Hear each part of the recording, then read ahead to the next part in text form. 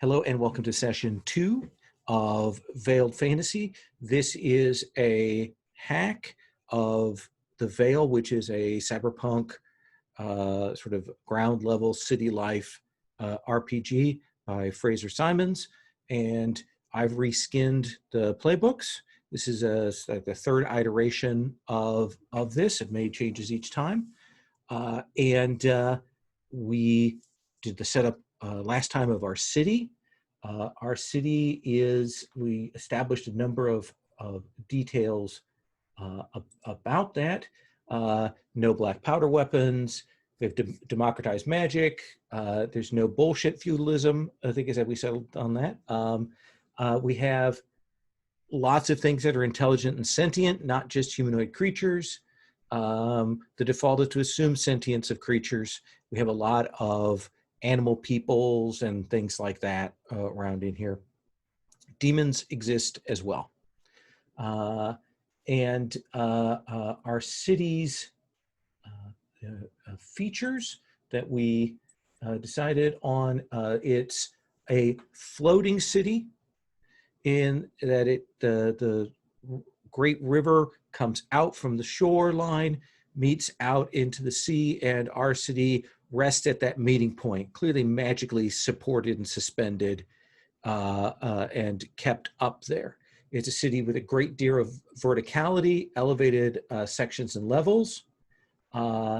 Two threats that face it right now are the issue that this is a place, because of all the magics and stuff, there's some severe weather that hits from time to time, and also resource depletion in the sense that they are running out of certain things to power and support and have the city survive.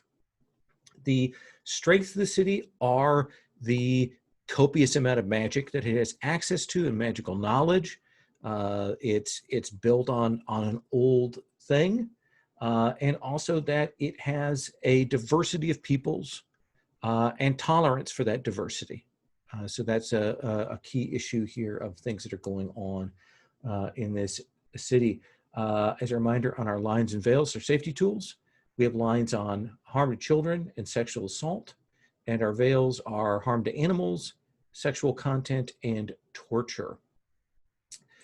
So I want to have our characters introduce themselves, the three returning characters, just so we can get a good 30-second pitch on who they are. Stephen, let me start with you and have you tell us about Conic Binros. Hi, I'm Stephen. I use the he/him pronouns. Tonight I'm playing Conic Binros, who also uses he/him pronouns. Conic is the Scholar Playbook. He's balding and has a long white beard. He has robes from his order, and he's always carrying a book or an overflowing book bag or something like that. He is a part of an Academy of the Arcane, Medora University. And let's see. He got in a lot of. He has this playbook has a rivalry and rivalry and reputation track that goes back and forth. And as is usual, I rolled poorly, and it got me into a lot of trouble last session. Basically, the cops came looking for me to, turn me in and take me to a rival university. Yeah, got dragged in on that. We kind of described the fact that you're part of the magic department of a public university, accessible to anyone. And you're part of the sort of theoretical versus applied magic departments, and there's some tensions between those. The place that you're being taken to by these corrupt cops was one of these aristocratic private universities, because the university you teach at is based on testing in and merit and those sorts of things. The aristocratic ones operate separately, and there's tension between those two institutions. And you also threw water at a demon. I think there was some of that last time, but we'll come back to that in a moment. And I have a start of session move. Yes. Whenever we get to it. Yep. Yeah, we'll definitely do that. Let's come to our next character. Dan, please tell us about Abeldus. Sure. Hi, everyone. I'm Dan. I go by he, him pronouns. And Beldis Demobro is an orc. Uh, Comes from a long line of hardworking laborers who happened to be cursed. And when his parent died, he inherited this curse, which turns out to be a demon, which not only knows a lot, but is also very curious. No one else can see the demon. He is constantly badgering poor Beldis, feeding him information that's either inappropriate or irrelevant.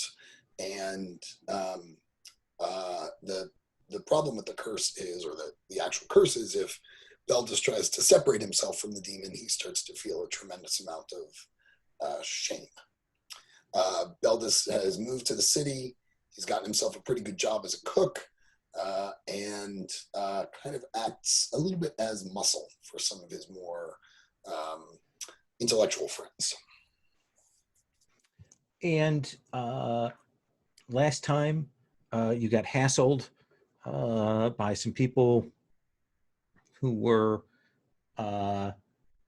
you had an encounter with someone, and their people had returned and gave you the shakedown, but you got in their face, and they backed down from that. But then later on, after you cross paths with Conic, you then cross paths with Evram, which we'll come back to exactly how that occurred. But in the middle of a textile firm that had come crashing down, the loom and so on, your demon, which no one else can see, spotted some other demons who had clearly been part of what had caused problems here, and gave a screech, and clearly was offended by the very sight of these things, or worried or afraid. It's unclear as of yet. But that was interesting. The others were able to kind of discern these other three demons, and through various means, but we're kind of taking up after all of that has gone down. And then that brings us to Evram. Evram, please tell us about your character. So I'm Jesse. My pronouns are he, him, and I am playing Evram Demir, whose pronouns are they, them. The Oathbound playbook. Evram is short, very thin, light, like whitish gray hair, kind of like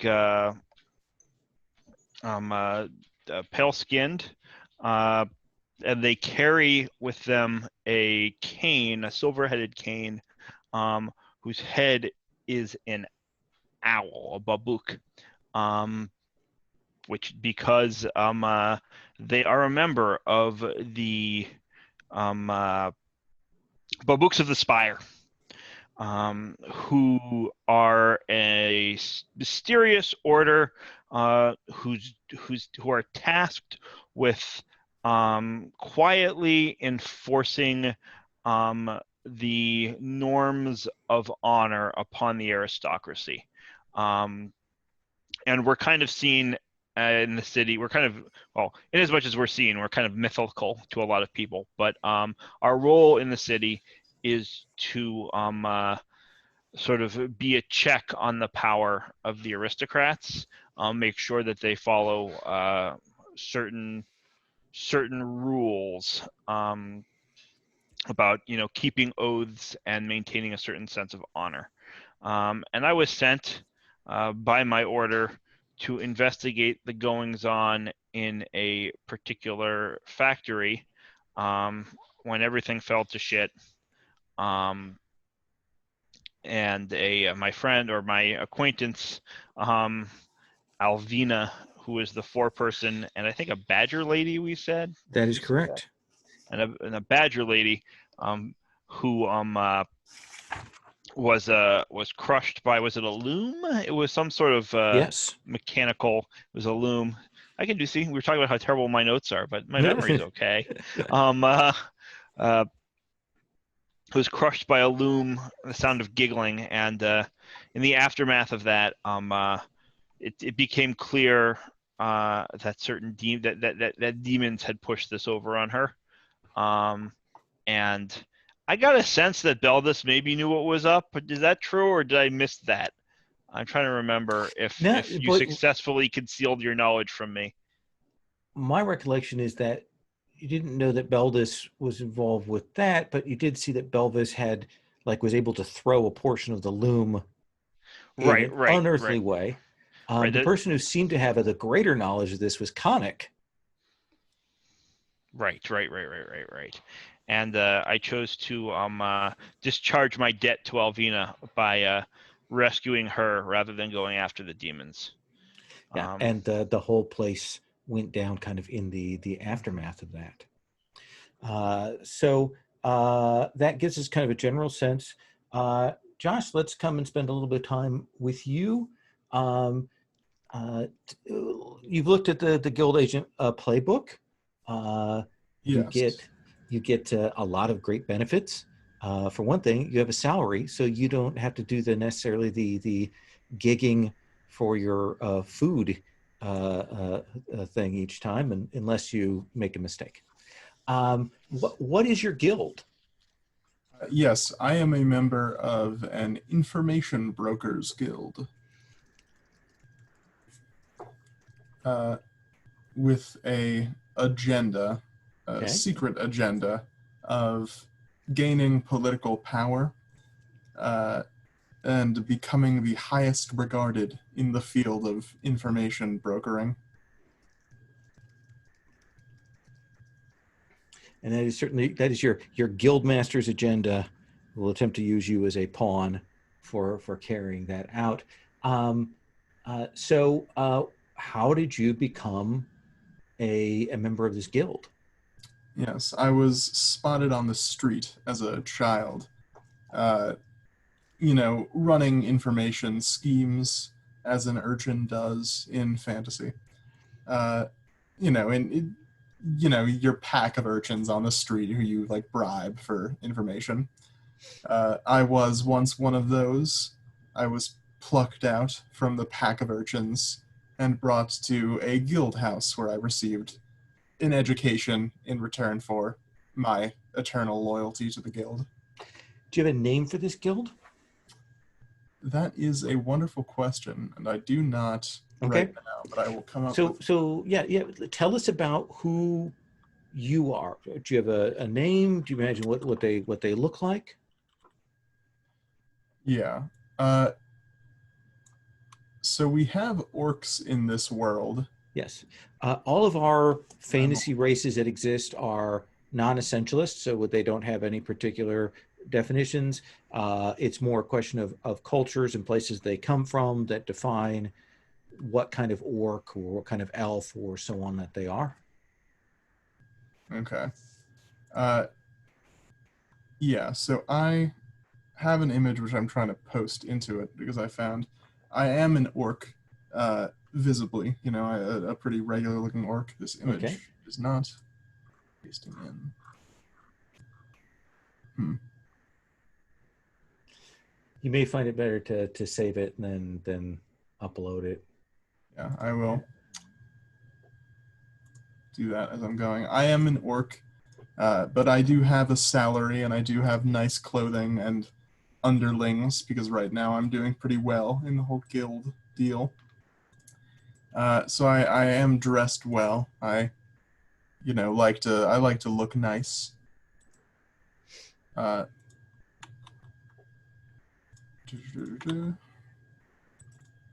see the picture. It is a very nice picture.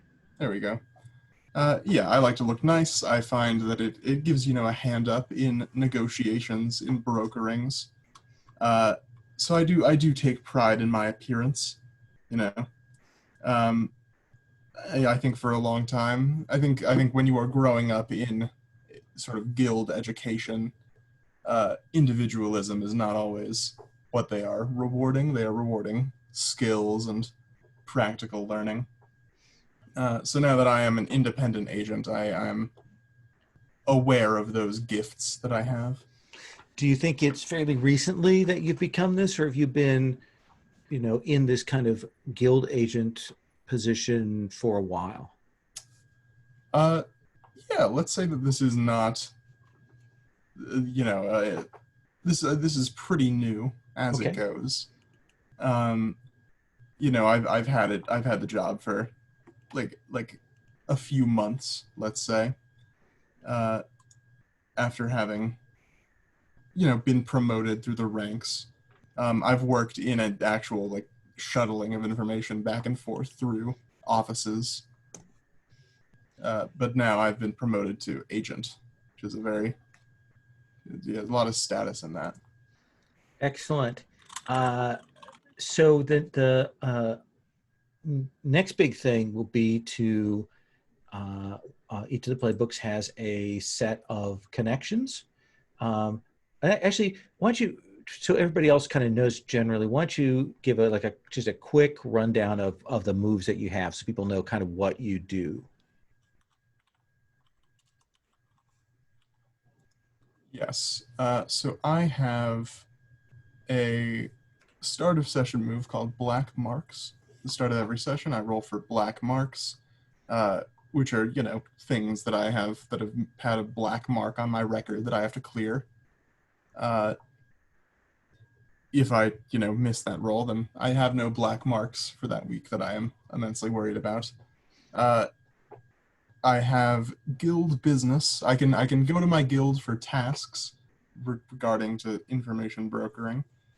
And if I hit those deadlines, then I can, roll for more tasks and get a constant cycle of work because I am an employee of a group.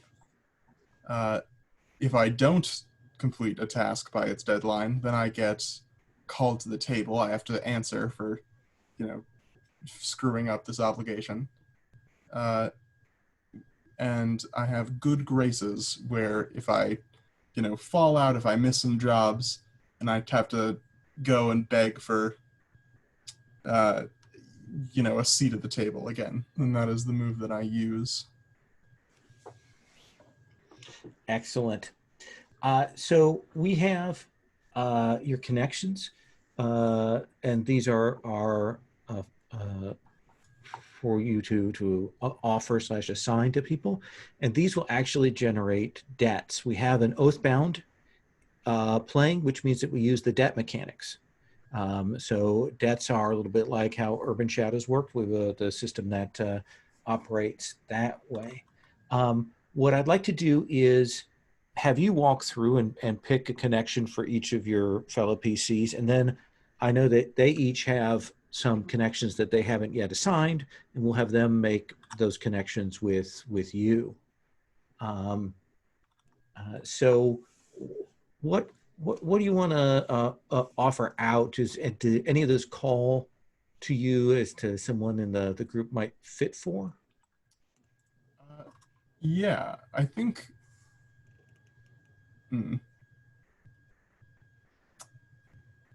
I think who would have a good idea?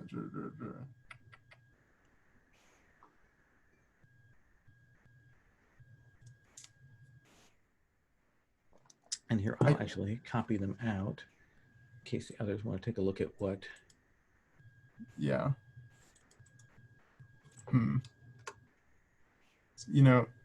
I don't want to step on any of the characters that came up in the last session is my thing. So if anyone sees anything that looks like it might make sense for them in that chat, I would love suggestions. But I have a thought for my character. Yeah.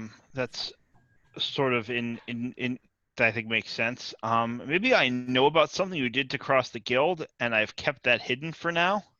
Like, I investigate shit. I'm especially interested in powerful people and powerful institutions, and I think it fits. Does that work for you, Josh? So in that case, then, Evram, you may mark down that you have one debt on Josh on Yeah, what'd you do? Romarog. Yeah, What what was the did I do? deal? It's a good question. I think that I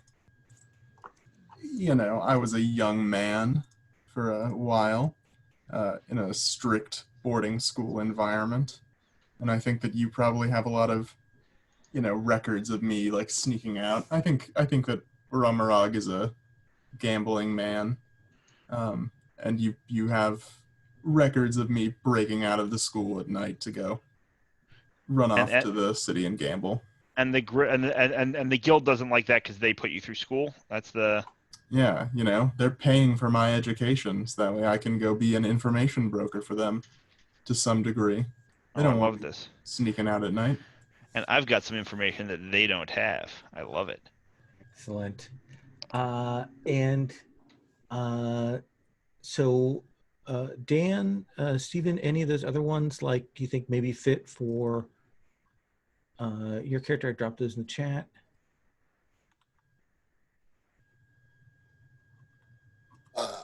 I wonder about. I like the last one. You lent Beldis a lot of gold when they desperately needed it. I can see maybe Ramarog and I have a connection from the old town, the old city, and that maybe when I left to seek a living elsewhere, those mutual connections suggested that I get in touch with Ramarog when I get to the city. And Ramarog, maybe you lent me a couple of gold pieces just to kind of get me on my feet. Does that sound okay? Yeah. So Ramarog, you'll record that you have one debt that Beldis owes you.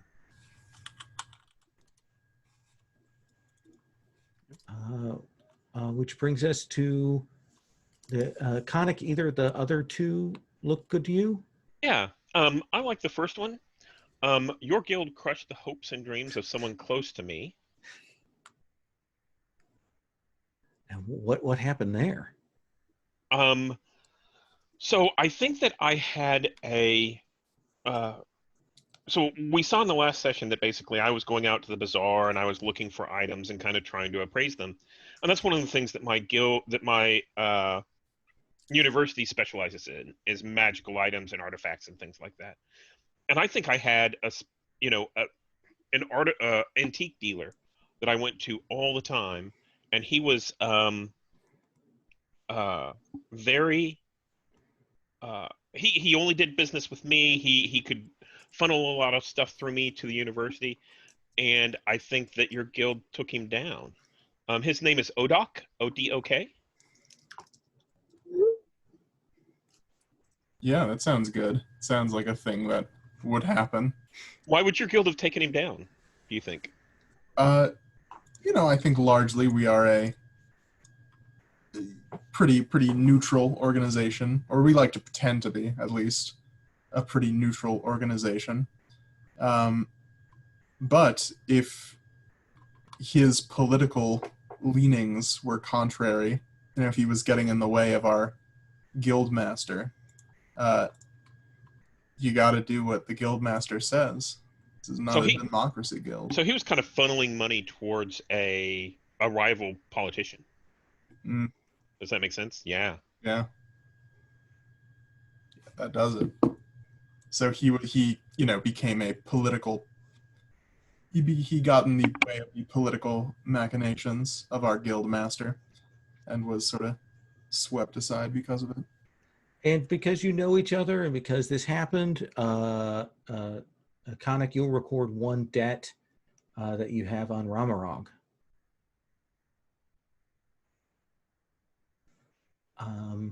Conic, you had a couple of the same kind of questions on your sheet. Are any of the ones that you had remaining would be appropriate for Ramarog? Yeah. How about if Ramarog helped me preserve something of great historical importance? How does that sound? Yeah. Okay. Like?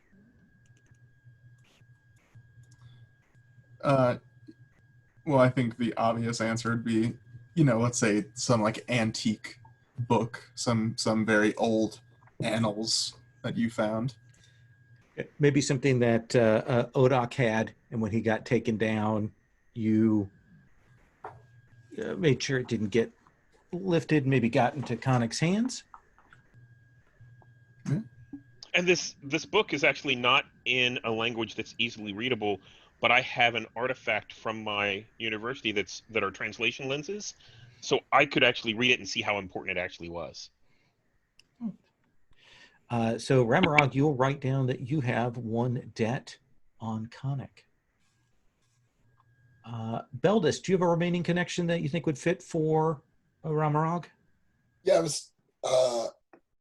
There were two here that I was trying to avoid a little bit because they suggest that someone is able to interact with my familiar, and we've sort of already established in the fiction that only I can see and hear Right, my right. familiar.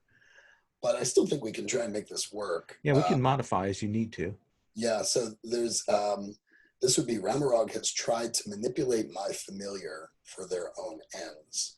And I think it's kind of a good fit because if Ramarog is an information broker and my familiar is this demon that knows a lot of stuff, Ramarog might have wanted to try and get me to use the demon to find out some stuff.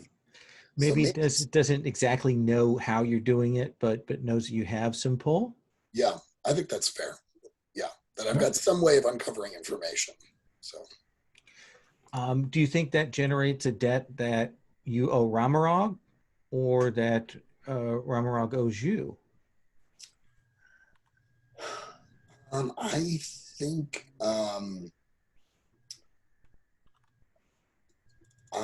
think I feel an obligation to Ramarog because they have this awareness of this power, and I don't want it to get out. So I sort of feel like I want to make Ramarog as content as possible so they don't start spreading any rumors. Okay. Josh, So Ramarog, yeah, does that okay, work? Josh? Yeah. So you'll record a debt there, Ramarog, which then, last but not least, brings us to Evrim. Of the two that you have left, do either of you those fit for what you know about Ramarog now? So I have a thought, but I want to talk this through with Ramarog for a second. So we've talked about there being this aristocratic class, but we deliberately kind of kept it open as to like what that meant, like whether it's a hereditary aristocracy or some other kind of whatever, whether it's wealth, whether it's what it means to be an aristocrat and how you get there. And I think from the way you're describing the guild and its role sort of in city politics, that I wonder if like the guild class is at least one element of that aristocracy that might not be hereditary. Yeah, I think there definitely is, this sort of like larger bourgeois society of these industrialists and guild masters and other, sort of like business representatives who probably have a big voice. Right. Well, so my question is sort of is whether those folks are, like in the French Revolution sense, right? Like bourgeois and opposed to the aristocracy, right? Like as a separate political group, or like have they been incorporated into it in a way? Because if they have, I think it makes sense that I let you off your oath breaking once, but only the aristocrats are like sort of subject to that, to these rules. So that was sort of like that was kind of my thinking. But I don't want to like force you into this class position that you don't want to play either, if that makes sense. Yeah. Like if you'd rather not do that, we can skip that, and we could try. No, I'm totally happy playing with, like guild membership elevates you, Awesome. That's like factional backing. Yeah, so I think I let you off your oath breaking once. I assume it was the same incident, right? Like I'm not even sure. Like I'm happy to take a second debt, but also like if it's all, we can also just keep it the one.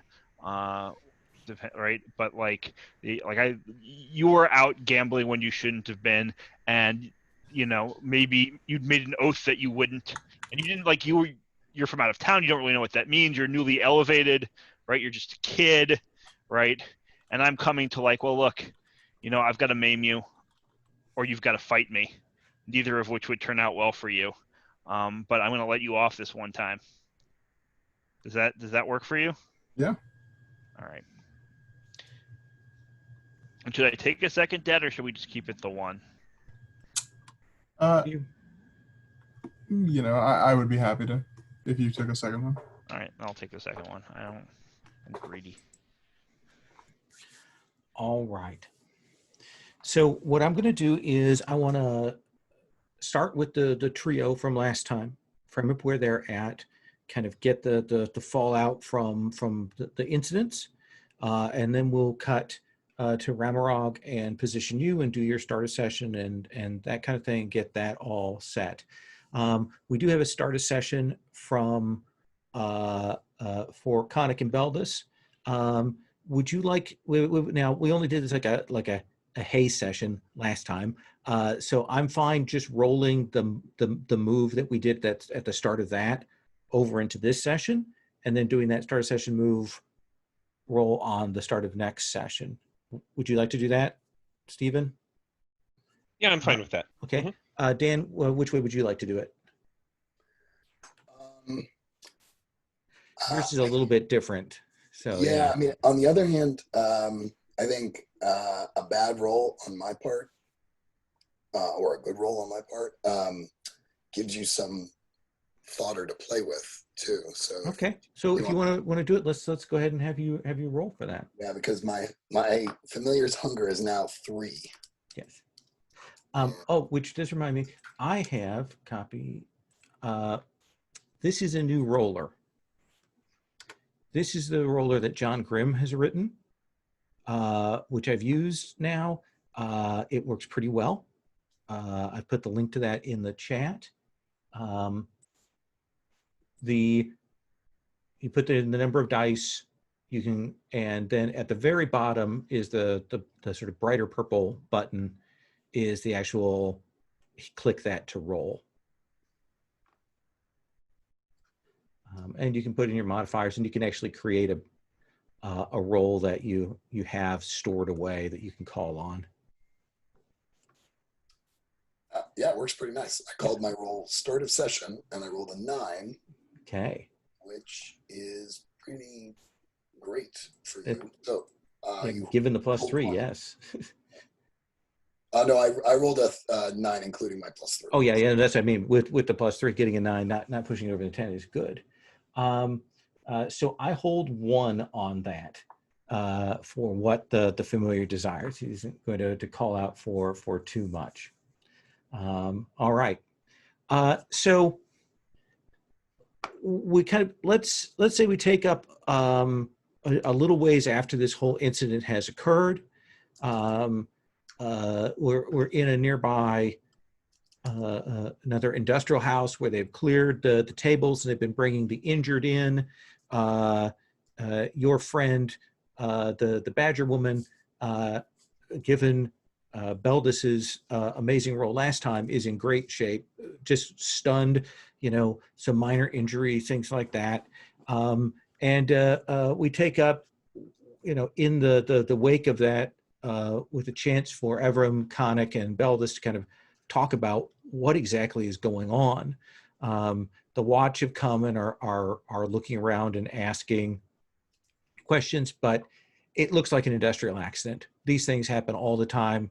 The big machineries are dangerous around here, especially when you use conventional machinery with a lot of little magic stuff to amplify it.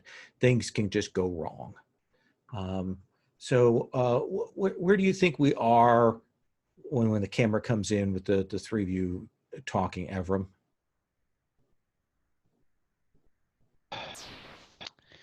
That's a great question. I mean, I'm still sort of like stuck on my mission here, right? I've got to figure out what's going on with. I don't remember because again, notes the name. Did we give the name of the noble who had been potentially mistreating his workers there? I think it was Artala, the hammer must fall. Got it. Oh, that's a great name. So like, I think what I do is I ask Beldis. I think I don't say too much because I can't. I'm not really allowed to give away my my full hand here. Certainly not in front of Conic, who doesn't really know what I do. Right, Beldis does. But I'm sort of like, either of you know anything about this the owner of this factory, Artala, the hammer must fall?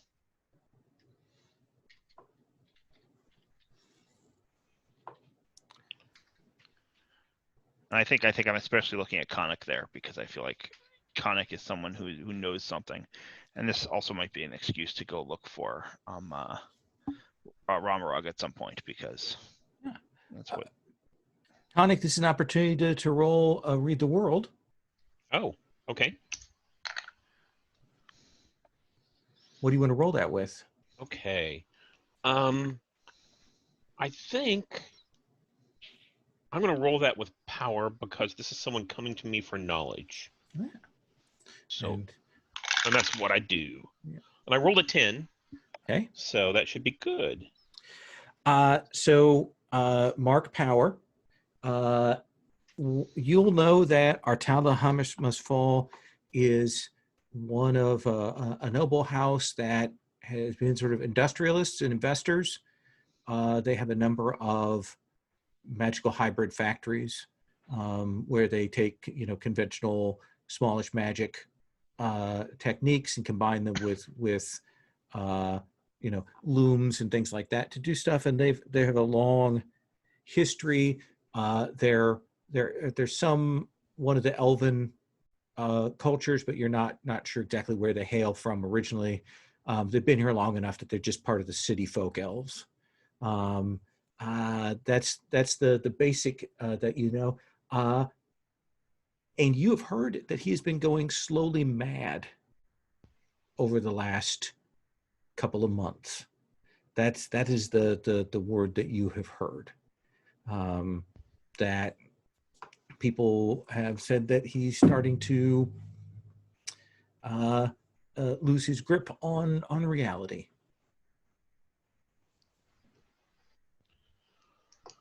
So I tell them, and if I recall from last session, I didn't see these devils. I think someone said something about them, demons, and I figured out to whip water at them. Yeah, you saw like the wake in the air, but not the actual forms of them.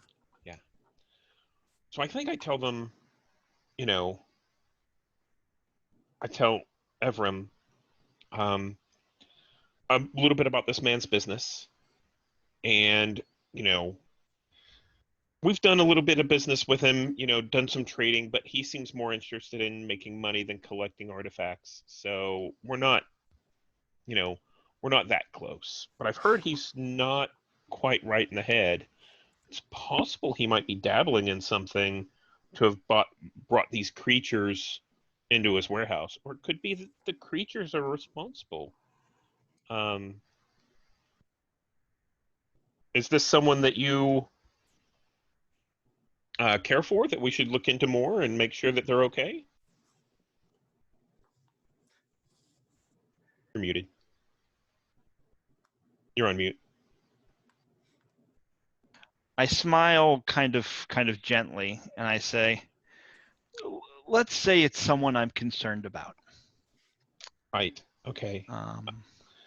I can start looking up on, possible remedies for madness or something that might calm the nerves if you'd like. And is it something, do I know enough? Could I do an introduction, do you think, Lowell? I think that you could declare an NPC that could get you an introduction. I might be able to get us Right? Like, can my office get us in? Well, right now you actually have somebody here who you've just saved and cleared the Oh, debts on, who you might be able to convince to get you to an invitation. right. So I think I gotta say like maybe Alvina can get us in. I don't know that she owes us anything, given that well, I used to owe her something, but she might be feeling a little bit of gratitude. Yeah, she certainly has a big wide eyes of having, thinking that she was going to meet her maker, and shocked at surviving. Beldis, what's your take on all this during the conversation? Your demon is on your shoulder, kind of listening very intently to the exchange between Conic and Evram. Suspiciously quiet. Yeah, and I think as Conic is recalling some of these things, he's almost the demon who I named, Bad Lookoff, is kind of whispering sort of under his breath, sort of like, like confirming the things that Conic is saying, which of course I find distracting. I think I'm also a little preoccupied because I'm due at my job, and I know I need to make some money in order to pay my rent. So, I was happy to hang out with Conic in the morning because we were doing, or we had intended to, the antiquing thing together.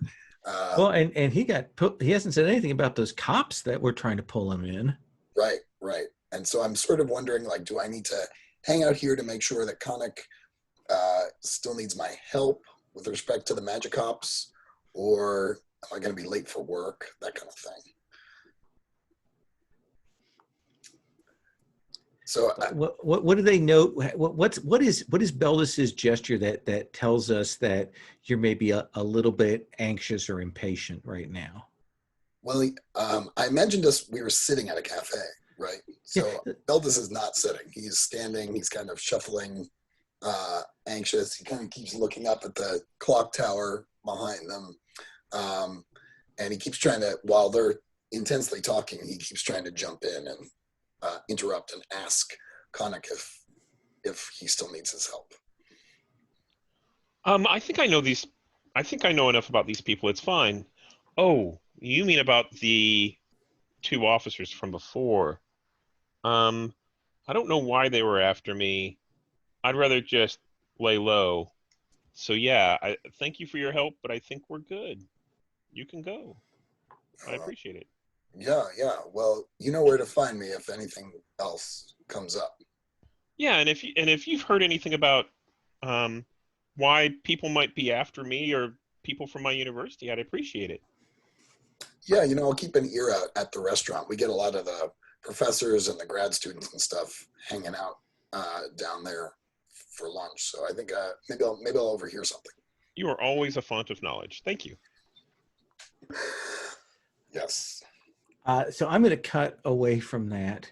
I think the camera goes upwards a couple of levels. We described that the city has a verticality to it, sky bridges and upper buildings. And I think as we go up to get in a little bit nicer area, I think we come in to this information brokers guild house. And let us start for you, Rumwarog. Let's see, you have no black marks. So hopefully there's no problems here. But let's have you roll with a +0. Yes. That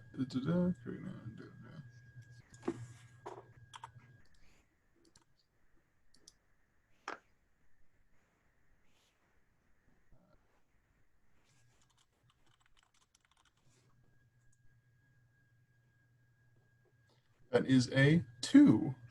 That Which is a is 2. very good, actually. That is excellent. And following mask rules for these kinds of things, even on the low roll, where you needed low, on a miss, you get to mark XP. So that's even better. So you're fine. But right now, you've completed all your tasks, so you're in checking to see about guild business. So we're going to have that roll. What is your starting poll? It's like +1, right? Yes, that is one of my fringe benefits, which can be taken from me if I Yes. do badly. As my so that is +1 currently. Yep.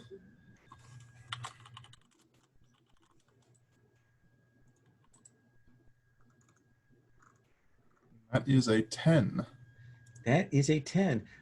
So you, I believe on a 10 plus, I assigned you one information task. So tell me something about the guild offices here. What kind of place are we seeing when the camera comes in? Yeah. So the local Society for the Organized Spread of Information Office, or SOCI, So as their acronym is, immediately you see that the public-facing lobby has these like phone booth deals set up. So anyone can come in off the street and walk up to a booth and have a broker on the other end that they can then offer information to in exchange for cash. There is a locked door leading into the back. And once you actually get into the back, which is, a totally separate thing for privacy's sake, you start to see this, on this one office, not a particularly big level, but, you see people running around, you see big collections of scrolls and of information being sort of shuffled around as people are taking notes on what they're being told. And sending it off to runners to be filed off and sent to other offices to be sold to possible interested buyers. So it is busy. It sort of looks like a newsroom from a movie about newsrooms. Yeah. And we see you go back into the editor's office, which is your guild master's office. There is your guild master a male or a female? Let's say that the guild master is a Or something else. Let's say the guild master presents female. Presents female. Okay. Stephen, guild master, let's say older, a person who presents female. What is something about them that tells you that they have grander political ambitions? It is a fresh flower that's on their lapel. This fresh flower, typically people of this political party, let's say, illustrate which party they're from by keeping this flower on their lapel. The fact that this one is specifically ornate and fresh indicates that they are very, very into this party. That they've taken the time, probably have a little magical enhancement on that to do that. Evram, what's a feature here or in the outer area of this that says while this is a information broker guild, they are not above breaking a few heads? So I'm still fixated on this idea that Josh presented of this back room looking like a newsroom. And so, like, I think it's just that you've got like all the hustle and bustle of like the information brokers and the people, the runners who are like running around, and the people who are like the scribes who are writing things down, and the fast talking and the back and forth. But there's loitering kind of in a back corner. There's just like 3 or so like big, tough, thuggish looking folks. And I think at one moment, like someone walks over to one, whispers something in their ear, and they like stand up and stretch, check certain spots on their body as if they're like making sure their concealed weapon is there, and then walk out. Okay. And Beldis, Josh has already established these sort of phone booths out front to talk to an information broker. What's another piece of sort of like base level magic? We've described the magic as kind of being accessible, democratized, and ubiquitous. What's something else we see in the newsroom that kind of tells us that, you know, like a Harry Potter scene, there's lots of weird little magic about. I think once they write some stuff down, there is some kind of magical device in the corner. I'm going to describe it as kind of a cylinder of a glass cylinder with water in it and fish. And when you hold a piece of paper behind it and look through it, and the fish's glow will light up the paper, and depending on the color, indicates how truthful the information is, how accurate the information Interesting. is. It can't specific, but you like generally as a whole, they get a veracity litmus test here. Okay. Right. And then they record the source, and then the source has like a reliability rating associated with it. There's like a lot of bureaucracy. Yeah. Little index cards and drawers and that kind of thing. All right. Romarog, you're called in by your guild master. And we will call her Kimberly Wince. And Wince says, come and sit down, Romarog. It seems to me, I heard through the grapevine that you're currently between tasks for the guild. Yeah, Romarog, sits in the office. I think the chair is a little small for him. He's a big guy, big, beefy fella, imposing frame. And he sits in the chair. He goes, "Yes, that's correct. I finished my last task. Nothing too difficult. But I'm certainly looking for more work if the guild has anything they would like done."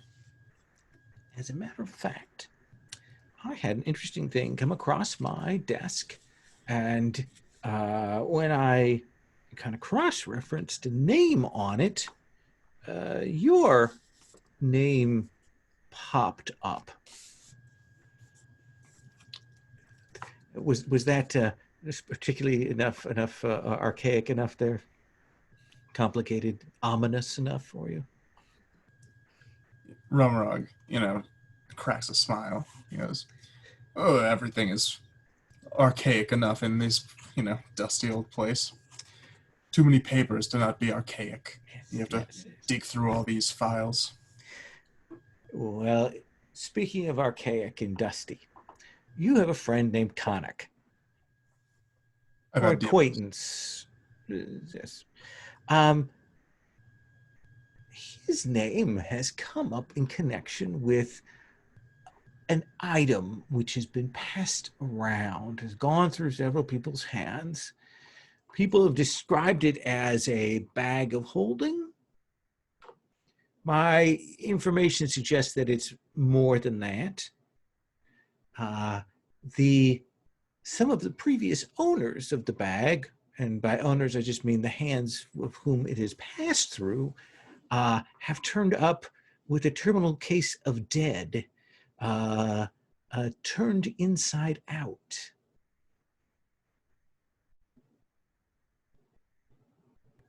Do you think it has something to do with the bag? I would like you to investigate the situation, find out what Conic knows, see if you can find out where the bag is at, see if you can put together anything else. She says, in a way that says she clearly knows much more about what's going on, but she's putting you out in the field with this set of information.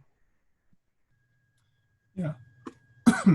Romarag, sort of stands up. He squeezes out of the chair and brushes his legs and goes, "All right, Guildmaster. I'll see what I can do." Excellent. Inside out. Turn it. It's an unfortunate way to go. From my understanding of it, incredibly painful as well. Seems like it would be. Yes. So yes, look into that, see about the situation, and of course take your stipend from the front desk, and we'll look forward to hearing your report. Of course, Guildmaster. And Ramarag turns around and he exits the office, heads out through the little staff door, and goes out to investigate. And there's that thing where you what is the transport of choice for you to go down to the lower depths, to head down a few levels? Is there something that flies? Is it walking? Is there magical mass transit? Is it a cart? I think that there is I think that there are, like cargo elevators, like, Yeah. some magic, some just regular old pulley systems. You got a pulley somewhere and you just keep pulling it back up and down. And Ramarag hops onto one of these like big elevators, probably like a ferry elevator. There's some carts. He gets on a taxi wagon, which then drives into this big elevator pulley system, which starts lowering down. We do it as one of those one continuous shots in the film, where we see you come out and then you get into the cart and then the cart goes into here and then the elevator goes down and then we see you come out. I'm going to cut away from you though. We've established that Beldis needs to get to his job. Beldis, do you head out to do that? Oh yeah, I'm definitely hurrying along to get to work. I may be late. And you will, as you get a ways away from the other two, who we'll come back to in a second, you'll hear.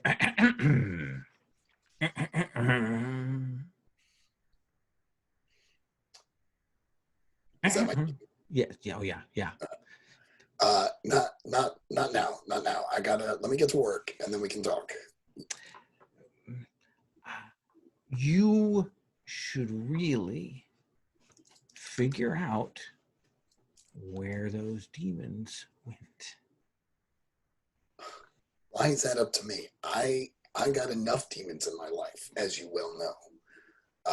I need to get to work, or this is the third time I'm going to be late, and I don't want to get fired. Oh, absolutely. I think that you've certainly set your career vision high. I wouldn't want to interrupt that. Yes. Well, we'll speak on this later, perhaps in between the hash brown slinging and the egg frying. That is your calling and your vocation. Why did I have to get the teeth? That sounds just like my dad. Unbelievable. Funny, that's what your dad always said to me. All right. Well, did you recognize any of those demons? Did you know who they are? You're the demon here. He gets quiet, shockingly.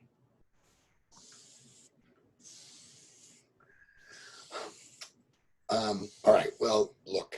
Let me do this shift, and then if you can tell me what to do, I'll follow whatever direction you've got in terms of where you think I can find these demons. I've got a move called Sage Advice. When you seek direction from your familiar, give it +1 hunger, and then roll and see what it directs you to do. So I can do that now, or we can do that later. Yeah, let's do that now. Okay. So my demon's hunger is now 4, so he is a hungry little dude. And I believe +4 is the max on that. Okay, good to know. But I suspect I just roll with one of my states. Right? Yep.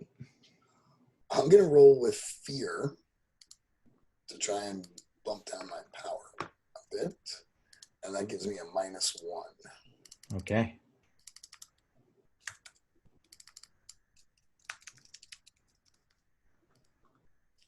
Wow, not bad. I rolled an 8.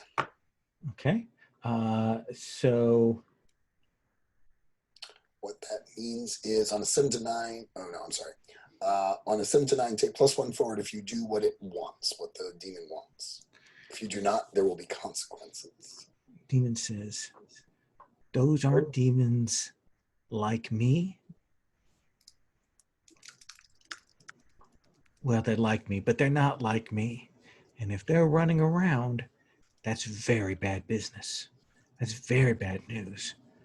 And you need to find out who they are messing with. They're like our tight, friendly, convivial relationship. They will have a connection to someone that they are bound to. Now, that might not be a friendly relationship. They maybe have done what they did with an eye to upsetting that person, or they might be in someone's service. I don't know. But there'd be somebody connected to this whole matter with the bringing down of this place. Go and find out about that. And you can walk that back. You're a clever, clever orc. All right, no more editorializing. I'll follow your advice, but let me do my job here. Okay, all right. I'll be quiet here during the morning shift. Won't bother you at all. There's this there. Right, because you never, ever, ever bother me. I think by now while he was talking, I've settled into the job. I've switched my clothes. I've sort of now started cooking and delivering food. I imagine. What is this place like? What the place that you cook at? I think it's like a really kind of, there's a lot of joy here. It's a happening place with students and professors from the university largely, as well as maybe it's adjacent to the marketplace. So we get some tourists in here. It's actually a pretty good gig, and it keeps me really busy. It's not the finest food in the world, but there's just a lot going on constantly. You probably build up enough rapport that there's some people that go buy at the market and then kind of come back here, hand you off, here, fry this out for me, or cook this up, Yeah. And we've got regulars and who have all gotten to know me. And sometimes they seek out my advice because, again, strangely, I know things that I shouldn't necessarily know. Right. And I think last time we established on your gig role that you got paid. The complication was, I think, getting those people bugging you at the start. Yes. So your boss is a little irritated that you're late, but puts you on your shift. Okay. I'll come back to you. Beldis is headed off. Evram, Conic, what's your next step?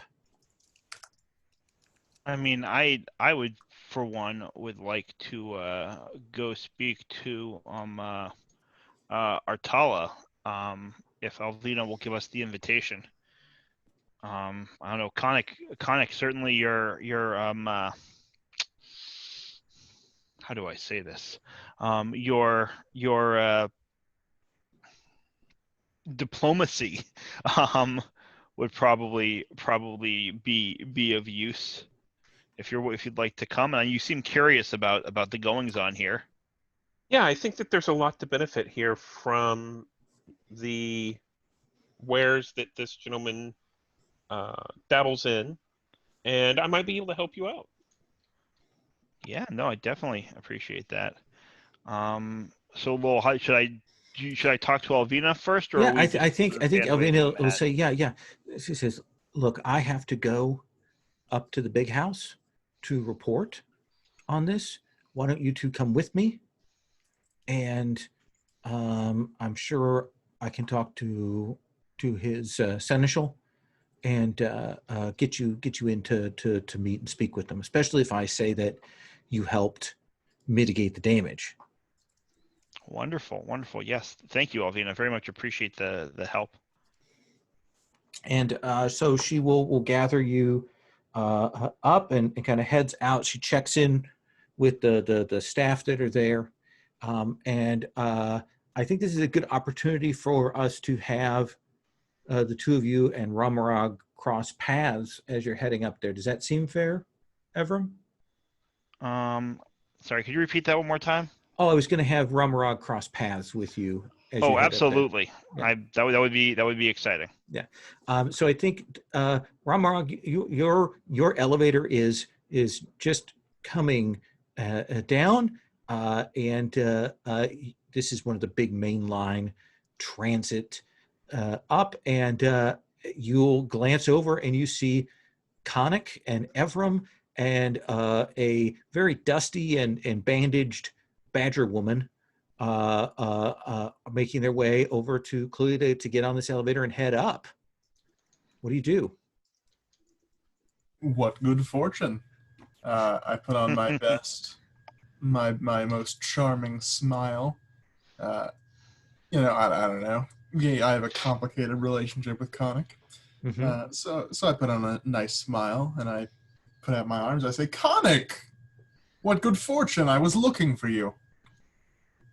And I think that kind of starts a little bit and goes, "Oh, Ramarog, I haven't seen you in forever.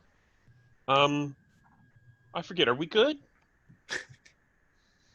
Oh yeah, that's right. Okay, I think we are. Okay. Um, well, I'm actually headed up to the big house for a little while. What are you up to? Well, as a matter of fact, I was about to go inquire about you. Nothing about guards, right? No. Oh, I okay. was told you might know something about a bag of holding. Shh, don't say. Can we? You should come with us and we'll talk about it after we get done. Is that okay? Yeah, this is my job. I got nothing else to do. Yeah. Ramarog nods. He says, yeah, I'll be discreet. Ah. And I think as we go up there, as we head up there, like we're taking an elevator or something like that, and I'm like, we shouldn't talk about this. Are you looking to buy?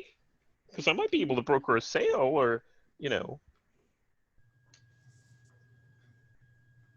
Am I? Well, that's an interesting. I hadn't thought about buying it. Oh, then what did you want it for? Well, I think as a matter of fact, buying it might be a bad idea, considering what I do know. Yeah. Okay. Maybe we'll talk later.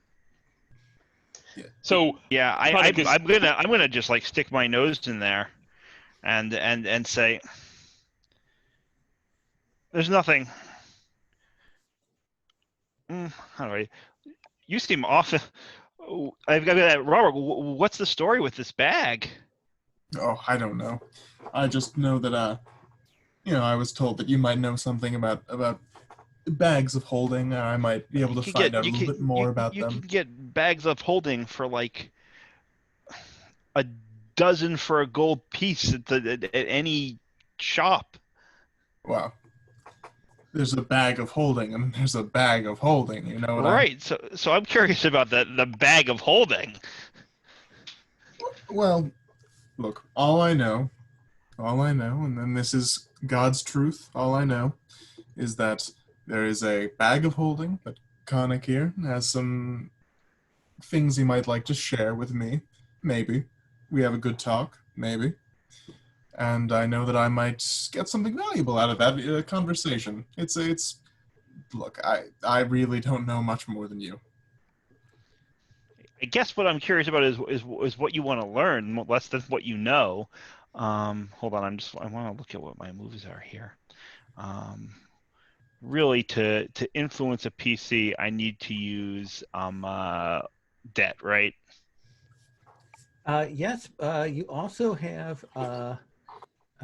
This is. I mean, I can use my magic stick, but I don't know that I want to do that. Right. That feels a little bit more coercive than I'm comfortable getting at this stage. Or I can. Have I seen you since you were a kid, Ramarog? Probably not for a while. I've been in town for a little bit. I think I've been in town for a bit, and I've not been quiet in town. I've been out working. So you might have heard about me being Right. around, but we I probably s- haven't seen each other, right. run into each other. Right, I certainly remember the name and remember the favor you did, the favors I did you when you were coming up. Um, hmm. Now you've got a couple choices. If Yeah. you're just trying to read them, Mhm. we can do that as a move. But if you're actually going to try and lean on them, that's a different matter. So I think, tell me if this I have this absolution move. Tell me if this triggers it, because I'm not 100% how intimate you need to get. The trigger is when you use intimacy to read a target.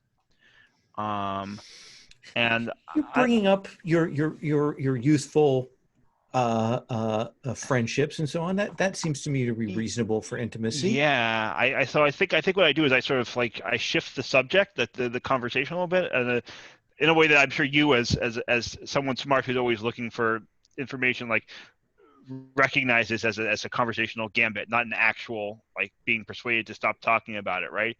But I say it's been a real long. Last time I saw you, you were so young and fresh faced. Um, I hear you've been really making moves around the city, but well, I feel like maybe we should be getting reacquainted. Um, What do you want to roll that with? um, um, I think it's power. Okay. I think I'm feeling like this is what I do. I interrogate people. I ask them questions. I have Romrog has obligation to me. I'm using that. Okay, let's see. 0. 2d6 plus 0. Roll the dice. And that is a 7. Okay. So you've got one hold. Yeah, and with one hold, I can ask, what were your lowest moment? For what do you crave forgiveness, and from whom? Right? These are, for what pain do you hide away from others, and in what ways? I love these questions. Is your mind or soul vulnerable? So yeah, I think what I want to do is as I'm talking and implying the youthful indiscretion and our kind of like the I mean the kind of leverage I've put on you. What I'm looking for, and I don't know that I'm actually asking you this, so you can tell me how you reveal it also if you want. Um, but what I'm asking you is, what pain do you hide away from others?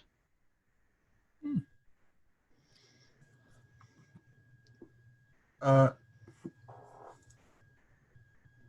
hmm. Now, I'm going to Alright. pause here for mechanical. We Yeah. can go ahead and roll on this.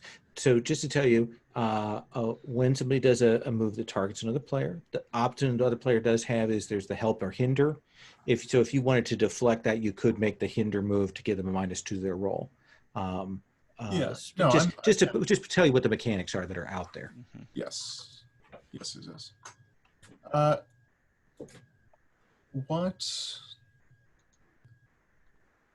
What pain do I hide away from others? I think that Ramarog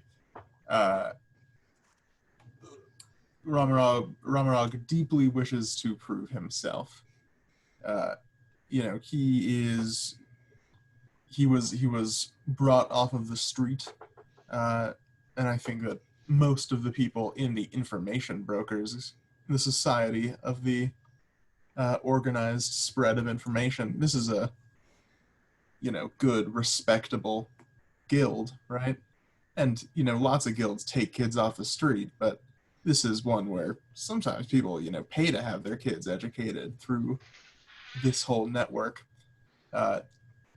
So he sort of he feels like he has to prove himself a little bit. Yeah.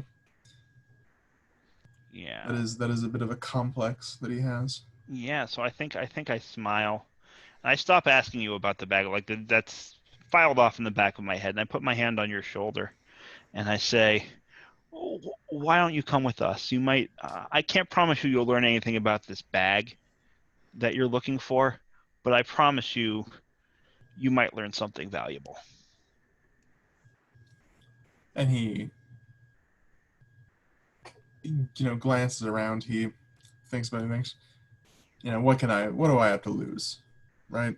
I'm going with Conic anyway, so I still have this avenue open to me. And he goes,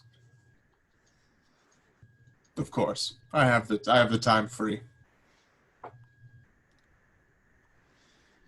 And I think we'll see the four of you, including Alvina, heading up. We get a couple of levels up to kind of a nicer, clearly noble, aristocratic area.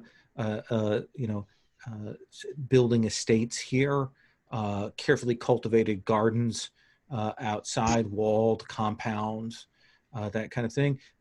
You will notice with a little bit of leeriness, Conic, that one of the universities is on this sort of block area. It's a stone's throw away from that.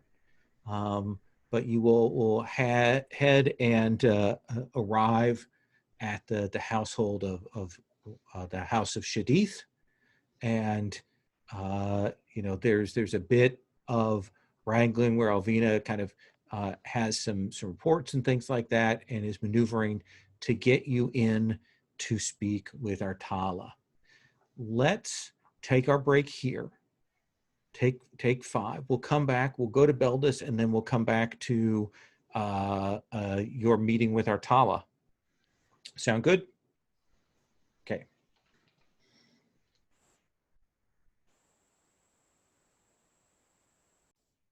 All right. So, Beldis, you finish your shift, and what's your next move? Going and looking around the area around that, hitting the streets and talking to people. Yeah, so my demon didn't really give me any suggested starting points, I guess. More that looking into the general situation, I think is. I'm going to go back to the scene where the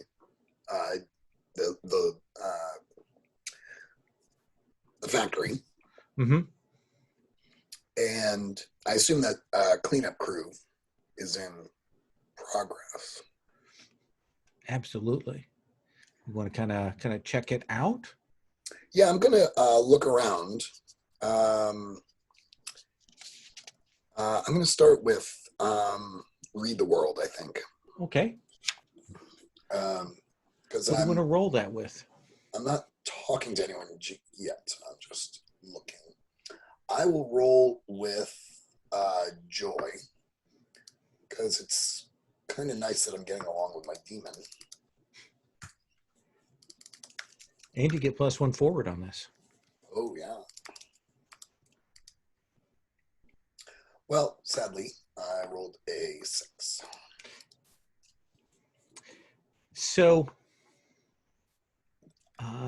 you are going in to check this out and look around the site there. And there is you're kind of walking through, the people are clearly like investigating.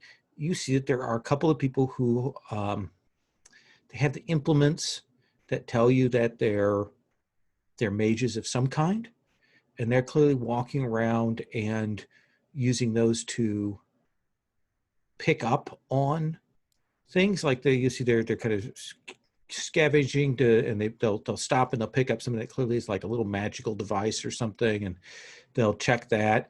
Like they're clearly looking around for not just kind of what pieces went wrong, but that like there's something more severe at stake.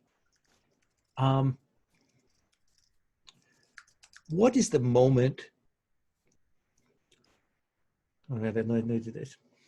There's a moment when you're walking through kind of the rubble, when you hit a point and you see the two paths of your life. literally. This is the path of you as the short order cook right now in this place. What's the other path you would have taken?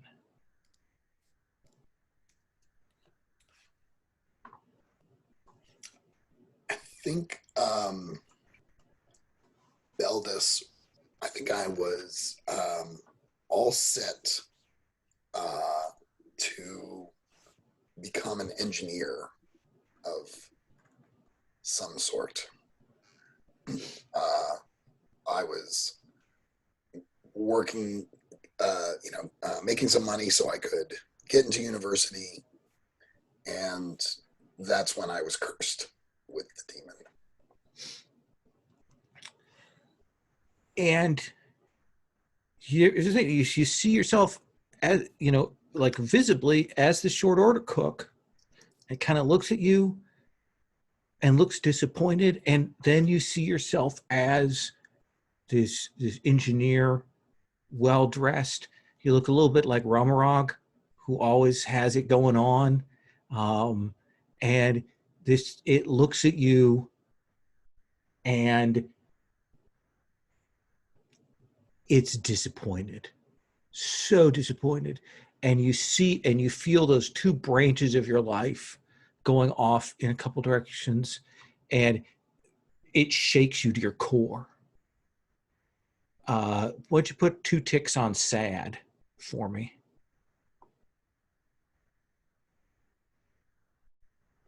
And then you shake your head and you're like, what was that? It was tangible. You saw it, you felt it.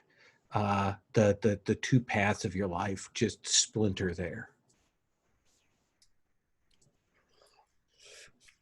I think I see myself standing in this rubble, totally dejected, looking off into the distance. And maybe a local investigator approaches me. Yeah, those 2 guys with the magic instruments, one of them has like got one now aimed it towards you, and it's like vibrating, and they're starting to walk this way like, hey, you okay? Do you ever see what could have been looking right back at you with utter disappointment, complete and total and utter disappointment? So no, I'm not okay. And they're like, why don't you stay right there?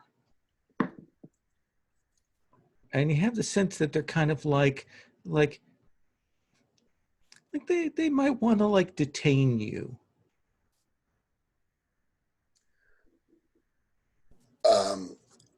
I said, wait, do you think I have something to do with this? No, everything's cool. Just everybody be cool. Everybody be cool. I'll be cool. I'll have you know, I was the one who rescued Alvina when she was trapped under the rubble. Now, excuse me, I'm conducting my own investigation here. I'm trying to sound a little more powerful than I think I am. Let's have you roll sway. Oh, okay. Great. That'll be fun. So I think the good news is about that other roll is you got to mark XP. I did. I'm going to roll. The dynamics here are interesting. I'm going to roll peace. I'm trying to be calm and cool and collected. Do I get my +1 modifier for this or no? For the +1 forward, because I'm following the demon's instructions. That would have been for that roll that you just made. Just the one roll. Okay. Yeah. All right, so I'm rolling +0. But I rolled 9. 9. They go. I think what the best way to roll this out. I get to. Yeah, choose what you want as a 2. Okay, so what I want them to do is back off and give me a little bit of room. Okay. I don't have any gold to give them. I say I can owe them a future debt. I'll say, I'll if I uncover any information, I will pass it along to you. And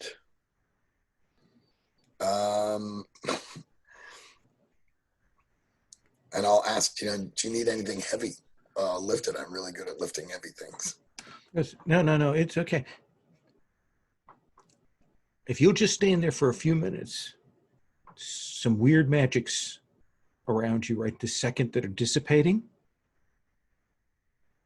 If you'll just stay still, I want to get a read on those. Okay. I say, where do you think that weird magic is coming from? And I'm directing it to my demon, but it sounds like I'm asking because they can't see him. Yeah. And the demon's like, it's those three. I think it's you. I think they're Not- detecting you. No, they're not detecting me. They're detecting the other magic. I'm Why would they be invisible. stopping me? Are you okay? Oh yeah. I was just thinking through some theories in my head about what might have happened here. They do some stuff, but you can tell that whatever is going on is kind of dissipated. Like they picked up something, and they're like, okay, all right, well, you should probably not be walking around in here. But we'll back off for now. Oh, okay. Have you detained anyone else maybe around here for having investigated the scene a little bit? No, and they pause and they say, this is just an anomalous situation. They say in a way that tells you that this is not the first time they've seen something like this, and they're checking and following up on that. Okay. I'm looking for someone to interrogate. So is there anyone? Maybe if you we'll come back to you on hitting the streets around here. Sounds good. Alvina works her badger ears off getting you in because she owes you Artala's seneschal comes out, clearly isn't that interested in having you talk with him, but there's a lot of push and pull there, and eventually the seneschal relents and says, I will go and see if Artala has some time to speak with you and perhaps offer you your reward for your efforts. Clearly believes that's why you're here, to try and extort some gold for the service that you've done. And the central golf, beautiful place, old, that kind of old aristocratic money. What is it though that tells you, Evram, since you're a little more familiar with this, what is it that tells you that this is a family that not as wealthy as they used to be, not good times these days? Two things I would say. Everything is very high quality, but there's nothing reflecting new fashions. Everything that sort of stands out as nice is old.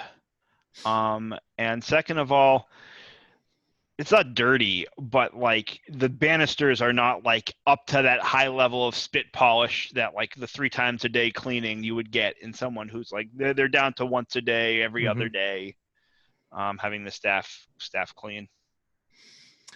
And the three of you will be brought in. Alvina kind of defers to stay out here while the three of you go in. And essentially will bring you into this office. There are papers scattered around, books askew on the shelves.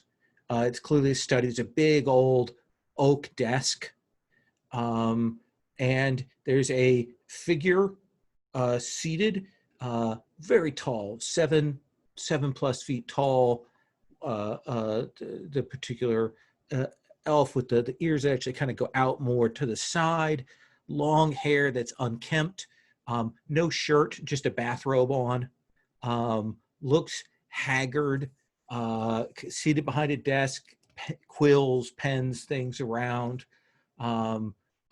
bags under the eyes. And you can definitely see as you come in, and he kind of gestures to some chairs for you to sit in. Servants come and they bring tea, great pots, and they have the look of people who are very scared of their master. You probably note some marks on them that is the kind of discipline that you do not care for, Evram. But they kind of shakily set the tray down, and he gestures to dismiss them, and he's like, so who are you? So I think if people are okay with me taking the lead to start, yeah, okay. I sort of lean forward to my seat, holding my cane by the shaft, so that the silver head is kind of like the owl is very visible, and I'm like lean forward so that like towards and putting my weight on that cane with my head sort of resting on that owl, and I say I don't answer the question, but presumably he knows what that symbol means, and I say I've been hearing some rumors about your behavior. Is this what it's come to? They send you this time? This seems like a step down. Listen, call it off. I've done no more. There was a mistake, and that has been rectified. You don't. This campaign against me need not continue. So I think before I say anything, I want to now I am invoking that Oathkeeper symbol, which he's seeing, right? And the emotional response I want is cooperative. Does that within the realm of peace, right? That's sort of the range I'm thinking, but like I want cooperative, docile. Yeah, trusting is certainly in peaceful. There we go. Yeah, so let's look at that is, let's have you roll. What do you want to roll it with? Yeah, do I have to roll? I don't have to roll it with that same emotion. No, you don't. Yeah, I think I'm rolling with power here. Again, this is what I do. I'm in control. I feel that way. Sure. So that's another. How do you re-roll the same? Oh, it's that. That's a 7. Okay. So on a 7. You're impressing, dismaying, or frightening? Given how unimpressed he seems to be with me to begin with, I want to impress him. Okay, so he kind of does draw back, and he goes, and he looks at the other two, and he says, and all right, and who are you, Graybeard? Oh, it's a pleasure to make your acquaintance. I am Connick Benros of the Medora University. We've had some dealings with you, and I just wanted to talk with you about. Well, actually, I was here to help my friend Evram. But if you happen to, be looking to liquidate any of your artifacts, I think that we could come to a beneficial arrangement.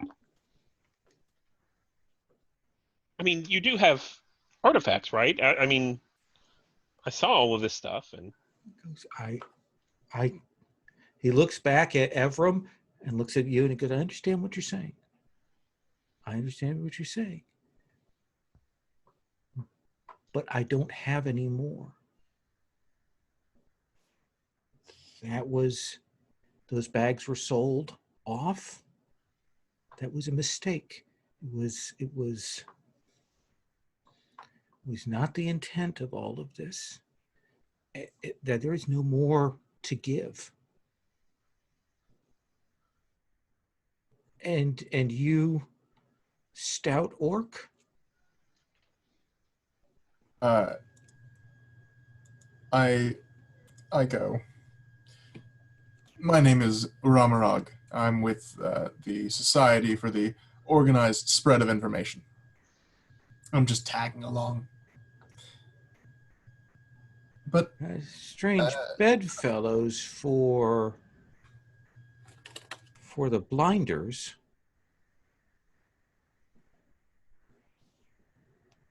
Eyes kind of narrow. well, it seemed we had a mutual interest.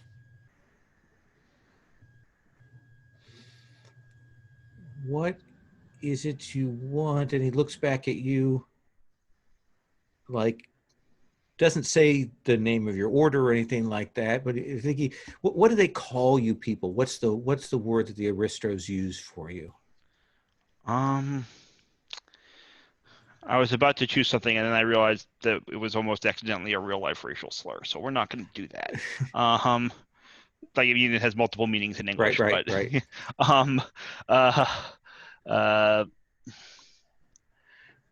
Let's say they call us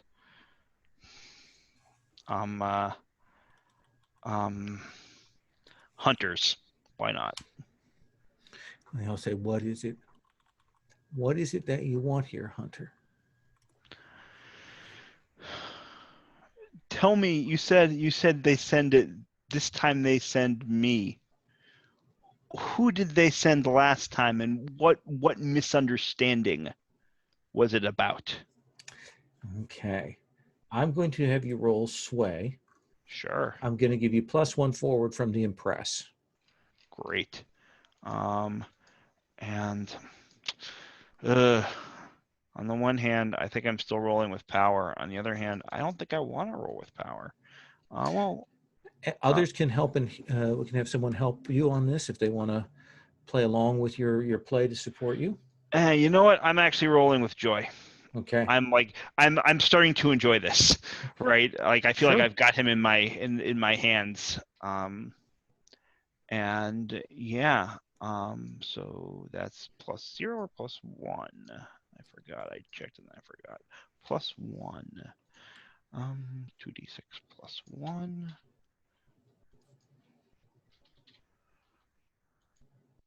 And that's a 9. +1 is 10. Plus the +1 forward. He says,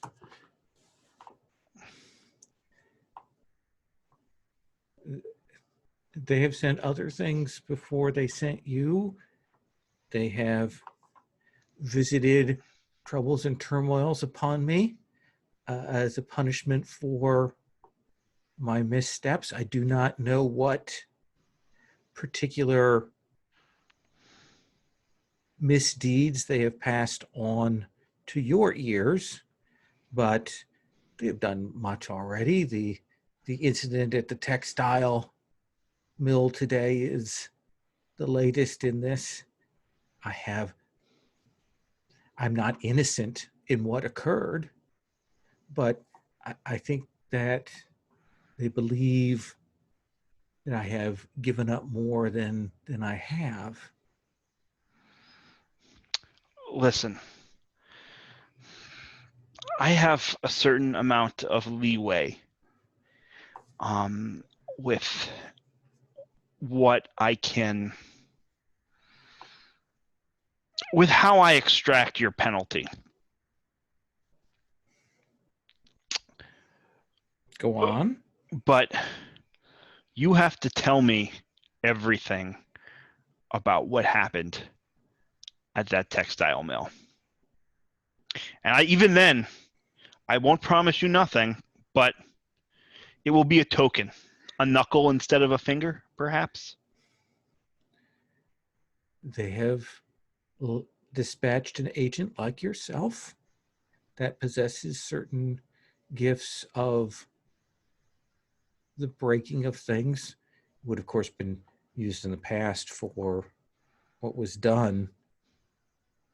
But they have it active.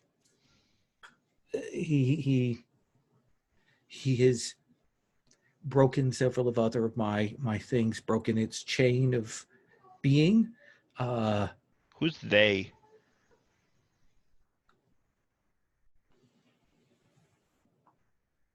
He pauses because he clearly assumes that you know who they are.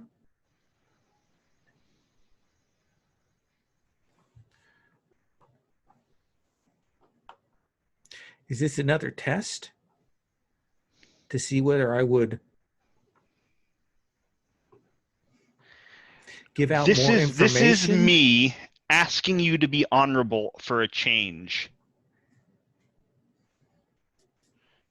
It's not a question of honor at this point, good sir. It's always a question of honor. I am in the boat that I am in because I said too much earlier at the wrong times. Put your hand on the table.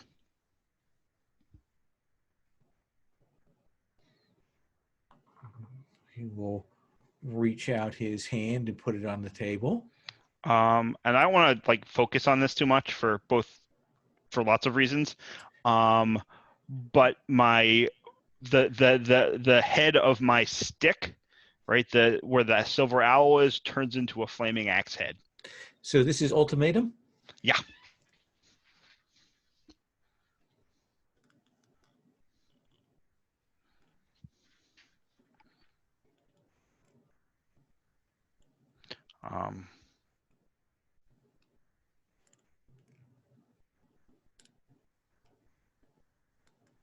I have to roll it. Yeah, I'm rolling. Now I'm rolling this with sad. All right. Clearly this person is weak, and I don't particularly want to have to do this in this way. I was ready to let him off light, but so that's +2.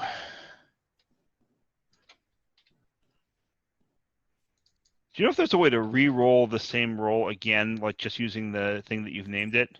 I don't know. I know you can create a roll, so you have some configured rolls up top that you can then just roll. Oh, okay, that's how you do it. All right, good to know for the future.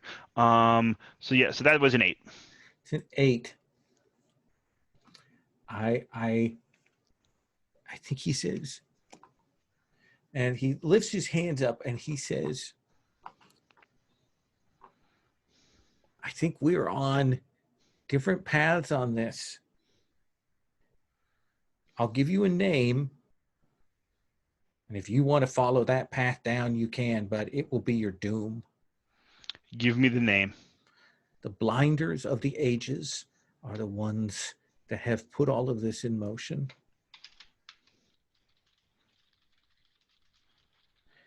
And they're the ones who made the bags. They're the ones who put the people away. They're the ones who have been behind this, and I've spoken too much of them before, and that is why my name is on the list of punishment now. Mm-hmm. So yeah, the flame disappears. I set the cane down. I cup his sort of cheek. I reach forward, so I can cup his sort of cheek in one hand and say thank you. And then I quickly reach up with my knife and just cut him quickly and shallowly across the forehead. It's gonna leave a scar, but it's not gonna, it's not really harmful. Your oath is your punishment is complete. What are you doing during this exchange and weirdness, Romarog? Yeah, Romarog winces. Yeah. He wouldn't want to be on the end of that.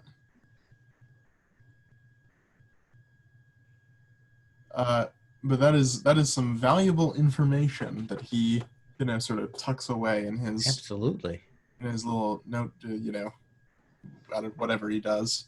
Probably just remembers it. I don't think he has like a book or whatever. But he takes heed, because that does seem like more or less, what he was sent out to figure out. But the night is still young. Might as well dig a little bit deeper before you go back home. Do you want to ask this guy anything? Do you want to look around the room? What does he want to do here? Yeah, I mean, is he in a state to be asked anything? He's pulled back away. He certainly answered reluctantly, given Evram some information that he clearly did not want to give. Yeah. Well, so Ramarag will step forward, and I have benefits. I have entertainment and fine clothing and things. So I think I might pull like a flask from my coat and offer it to him. I want to get on his good side. He'll take the flask from you, even as he's kind of reaching in for a dirty handkerchief and blotting his forehead with that. And he will take a slug and nod admiringly at your choice and hand it back to you. Yeah, and I look at it and I take out my own handkerchief and like wipe it off a little bit, and it's got a little bit bloody. And I put it back in my pocket and I say, "Well, I'm very sorry for that. That just seems rude, frankly. You were more than happy to tell them what they wanted. I have some other questions, if you're still willing to talk. I understand you've been through a lot right now." It depends on what you have to ask. Blinders. And he raised his hand like clearly that is not a name he wants said aloud. Where do you meet them? Who do you meet? You don't understand. They control everything. They're the ones behind the scenes. They're the ones in the shadows. They're the ones all of us here perched on the top owe them. I may have forgotten that. The city is as it is because of what they have done. Lots of people do a lot of things. Who gave you the bags? A name, a place. The bags that were Tool, the blinders. I did not realize when I sent some people to a place that I'd found in the notes that it was one of their holds. And they ransacked the place and took the bags. I brought them back, and I did not realize what they were until much later.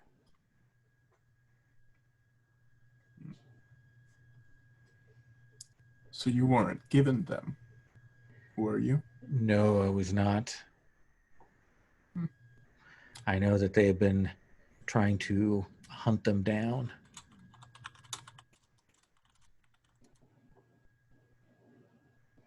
Do you have any idea where they've gone after their previous... He'll look at Connick and he says, well, I know some of them got sold to the magic schools. Isn't that right, sir? I think Connick looks at him with a guilty look, and is kind of chagrined at being caught, here by his gaze. Do you even know what the bags do? I know enough. No, it's not good. No, I have to find out more. Well, if there's anything that you'd like to offer me, At this point, I think my fate is in hands other than your own. Fair enough. But still, if you're looking to get something, a new coat, some new shoes on your way out, I might be willing to toss you some money if you have anything particularly pressing that comes to mind. I have much of my family's honor and pride still left. Fair enough. I won't push. Conic, what about you? What do you? I don't do anything violent. Sure.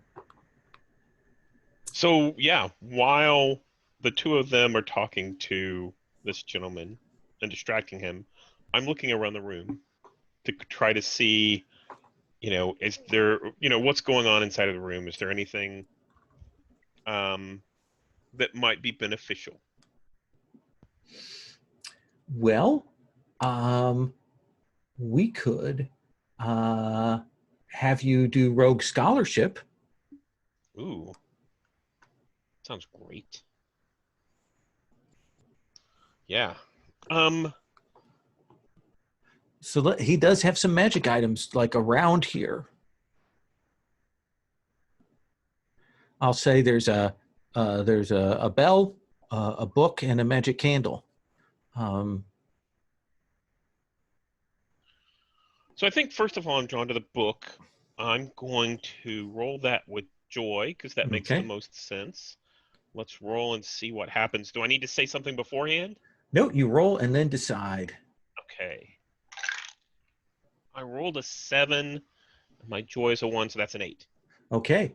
So what is it? It's the book. Yeah. And this book is an inventory of it's basically, it's sort of like a map crossed with an inventory. It's a list of places that he's gone. It's in a cipher, but I slip on my little glasses that I have from the academy and start flipping through it a little bit. Basically, it's a list of sites and the connections and how they led to each other, and then a list of what he got from those sites. And I think you will get a location, like an undercity location. He clearly has been funding expeditions, like from things he found in family records to try and get stuff to sell. Essentially digging up all the old family secrets. And there is a location at the end, and there's no inventory. And it just says a dozen bags, a dozen people, ?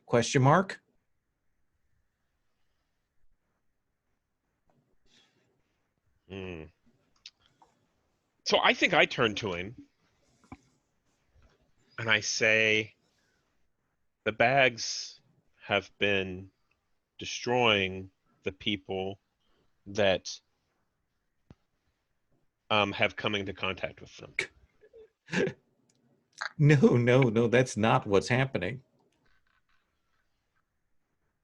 They're killing anyone who came in contact with the bags. What's protecting you?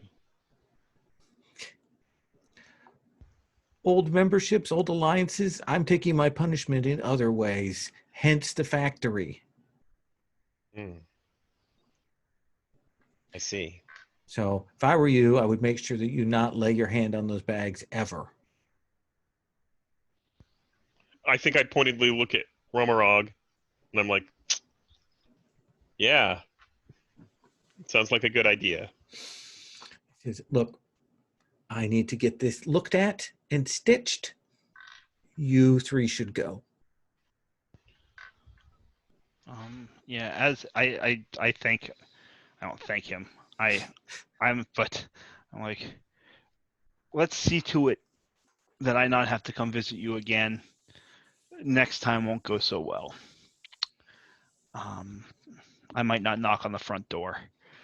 And as we're walking out, I say to Ramarog, so you learned something interesting and useful? Yes, I did. Then I guess you owe me one. What? I invited you along. You're here because of me.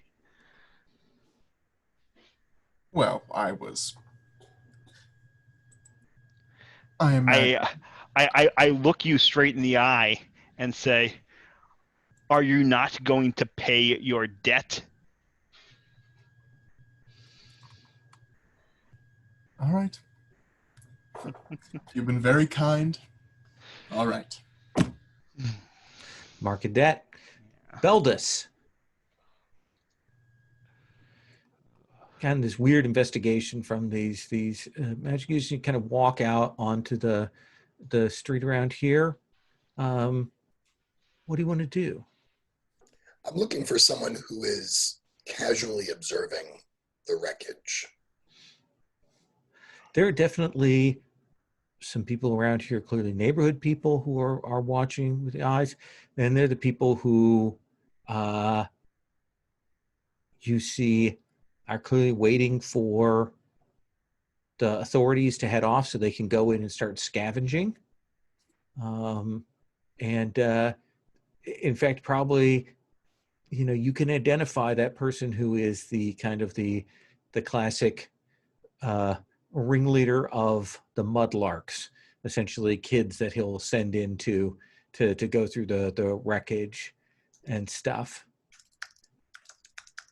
Do you want to talk to somebody like that, or Yeah, I what was are you looking for? looking for the kind of person like the arsonist who sticks around to watch the wreckage of their the fire that they set, Oh. that kind of thing. But Well, if I could, let's have you roll analyze. okay, You're looking for your enemy's true position here. all right. I'm really not doing great here. But I'm gonna roll sad. Excuse me.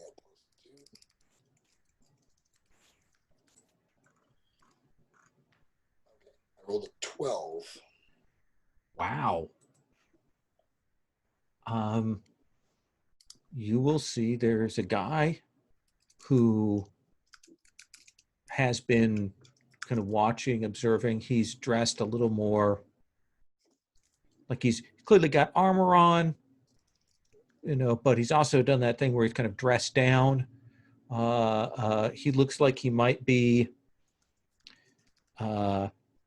maybe some kind of bird folk. He's got kind of bluish plumage, might be a tengu or something like that, and he has throughout this, been watching the thing, but his eyes have also clearly darted over, and he's clearly watched you. Like he's noticed something about you. Maybe not that you're looking around, but he's noticed something.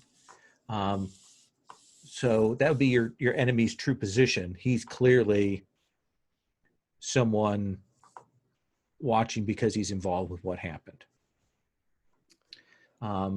What else do you want to know off of analyze? Okay. What, if anything, appears out of place? He definitely has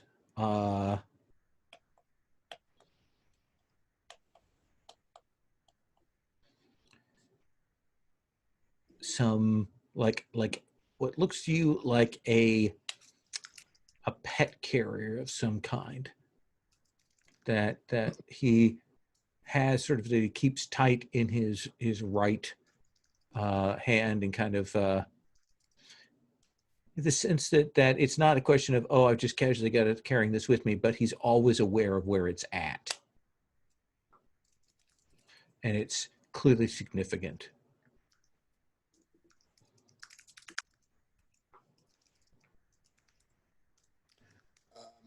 I asked my demon to go over and see what's in the carrier, and I'm going to try and act casual and look around where the demons had sort of started this whole catastrophe. And I'd like to use probe to kind of watch his reactions, try and learn something. Absolutely. Is him the right pronoun for this? As far as you can tell from this distance, that's certainly what it appears. Okay. What do you want to roll probe with? So I'm going to roll with mad. Okay. Because it's people who act like this annoy me. Wow, I rolled an 11. Okay. As your demon goes towards him, you will realize that he can see your demon. Damn it. Like it comes at him, and that his head turns and kind of like sees it coming, and your demon clearly also realizes it. But you can ask some questions. That gives you some information and get some reaction, because he starts kind of moving, like he's going to start moving into the crowd, like trying to get away from this. What do you want to read off of this? What do they intend to do? They didn't expect to see a demon here. They didn't expect to see one like that. They're not quite sure exactly what's going on, and it's more flight than it is fight. They're like, okay, we need to move off. Don't know who this person is. How can I get you to talk to me? I think you can, if you're willing to risk kind of sending telling your demon to go off and kind of direct him back, you can probably get in a position where you can have a conversation, probably at a little bit of a distance, but have a convo with them. Okay. So I say, Baglukoff, don't let him leave. Okay. And he'll do that. He'll rush. This tank kind of falls back into the crowd. You move sort of sideways. His attention is more on the demon and kind of sticking away from it. And there's that moment when he's kind of herded him to a place where you're at an alley. He stops maybe 10, 15 feet away from you, sees you.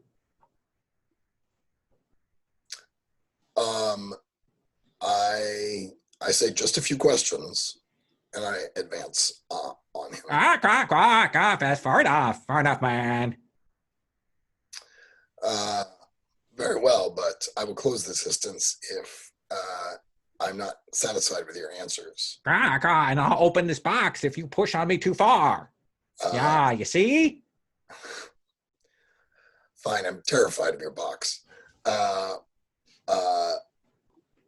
What was your role in the destruction of that factory? What's it to you? I'm asking the questions.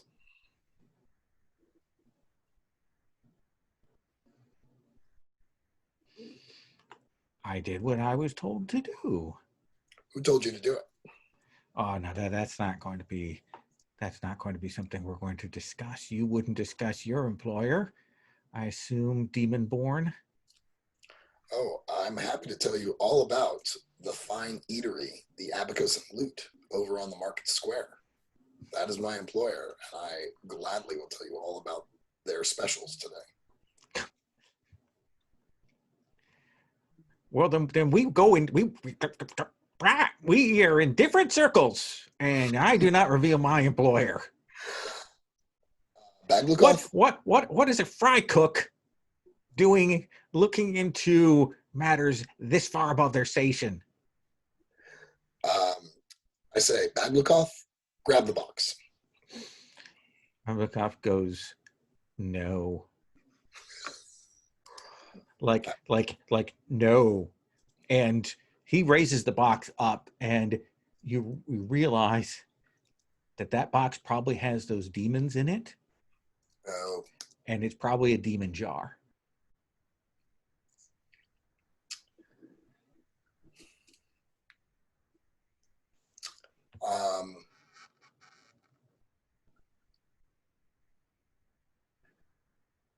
Says there's no need for you and I to skirmish, have a kerfuffle.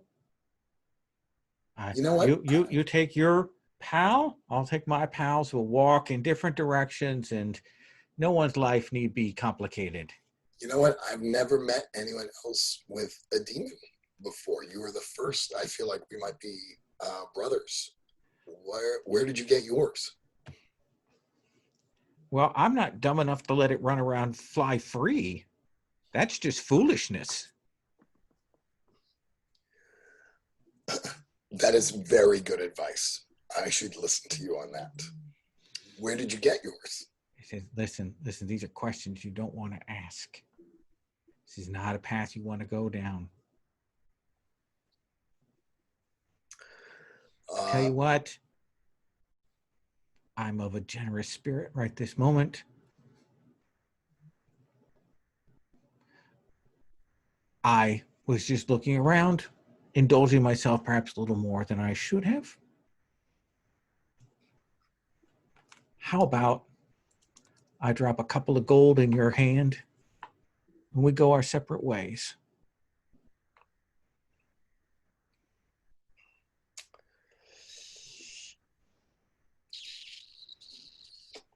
I think I'm going to get violent. Ooh, interesting. I think that's Beldis's default position. And Okay. I'm going to final form with my demon again. Okay. And use some super speed to try and close the distance and grab him. All right. So let's have you do the final form to see if you can do this with rapidity. All right. I'm going to roll with... I will roll with power.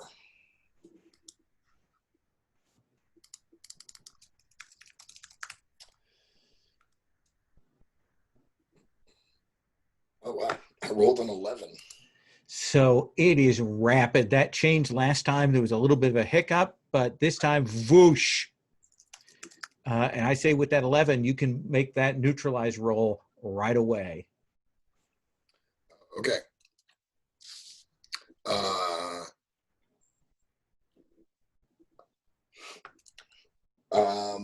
I'm going to roll with sad.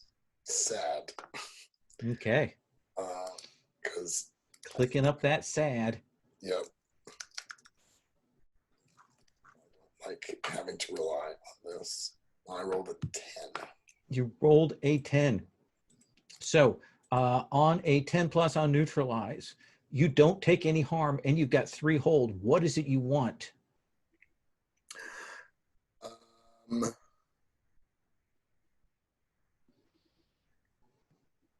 take no harm. Okay.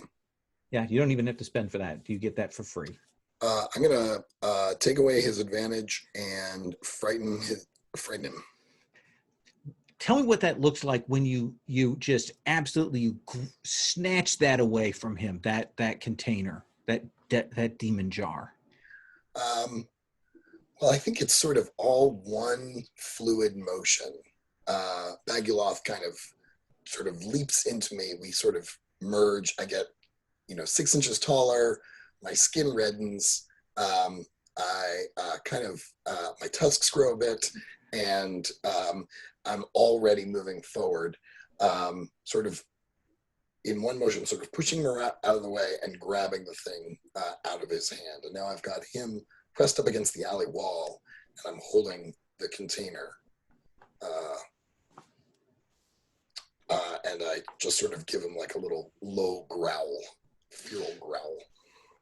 So I think you can take the object and you can frighten him, but he is going to try and get away. He's going to try and push to escape. Does that seem like a reasonable thing? Yeah. Let's have you roll risk, and then we'll collide these threads together. I think I'm afraid. I'm going to roll with fear. Okay. because this always scares me. I rolled a 2. Roll a 2. So I think that you've got him pushed against her. You've got a hold of that. You've scared him. And then he's just a flurry of feathers, of claws and feathers and beaks. And you're kind of thrown back. And you've still got the box. And he is off into the air. And he is gone. But you can mark an XP. You took no harm, and you've got this box sealed, locked up, has a handle on it. You kind of shake it, and you hear the screams of the damned from inside. I think that's probably the time at which when you're kind of like, oh my gosh. I need to go find Conic. That my first instinct is I need to go find Conic.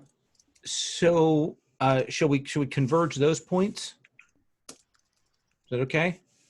Sure. Conic, it's almost like the reverse back. Okay, now we headed up to the big house. We talked to this guy, head back down to the street level to check things out.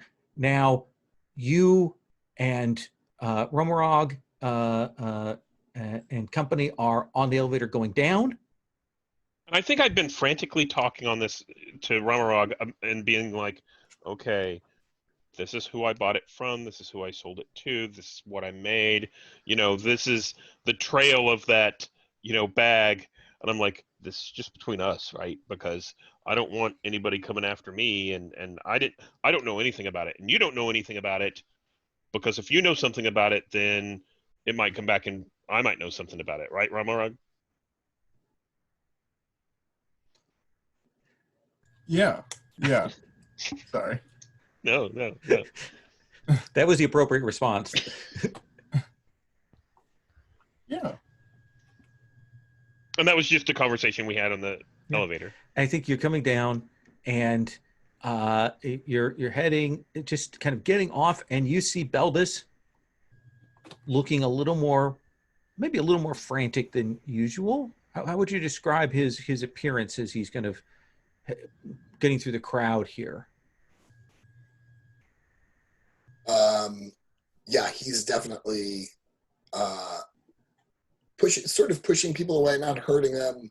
Definitely looking a little unnerved, I think is the right word. And he doesn't really know where Conic went. Yeah. You said they went to the big house. He was going upstairs, so you knew that. So you headed to the main elevator, and there you see him. You lock eyes with him as he's getting off, coming. Oh, and I'm sweaty, and I'm like, oh, shit. I'm like, Beldis, I'm so glad. You look nervous. Did you get fired? And I just sort of hold up the demon jar, and I'm like, etched with sigils. Imagine it's a wooden, chestnut wood pet carrier with a steel bolted door on it and sigils on the outside. When he holds it up, it kind of shifts, like there's some heavy things in there, and there's scratching and sort of howling from it that gets right at the base of all three of your hackles there. and I'm like, I think I lean forward to Beldis, and I'm like, I didn't know you could imprison it. Speaking about yours. This is not mine. Why did you go looking for more? I don't know. But Bagulov told me to try and track down who created this chaos. And I stumbled upon someone who just happened to be the person who destroyed the factory. And they used these demons to do it. And I think I lean forward real close to Beldis's ear, and I go, oh, shit. We need to get rid of that right away. So too, but is now a good time? You don't look so good. Oh, and I kind of look back at Evrim and Ramarog, and I'm like, oh, we are in a mess, a heap of trouble.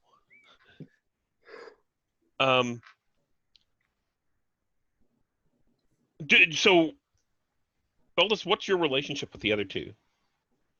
You know them, right? Yeah, I'm definitely indebted to them. So, or I'm definitely indebted to Ramarog. We know each other from the old country, so to speak. And Ah, Evram owes me one. So okay. I don't Yeah, remember I why. think you also owe me one, although I'm not sure why. So I just Yes. haven't marked There's down. strong string of connections between Mhm. the four of you. Okay, so we're Romorog? tight. Yeah. So I think Conic turns to the three of you and says, "Do any of you have a safe place that we could go that no one knows about? Because we could just go to the university campus and sit down at a coffee shop, but that's not going to be good for us." In my apartment, all my roommates are stoners, and they're always there. I mean, they are always there. Nowhere in the city is safe. It's true.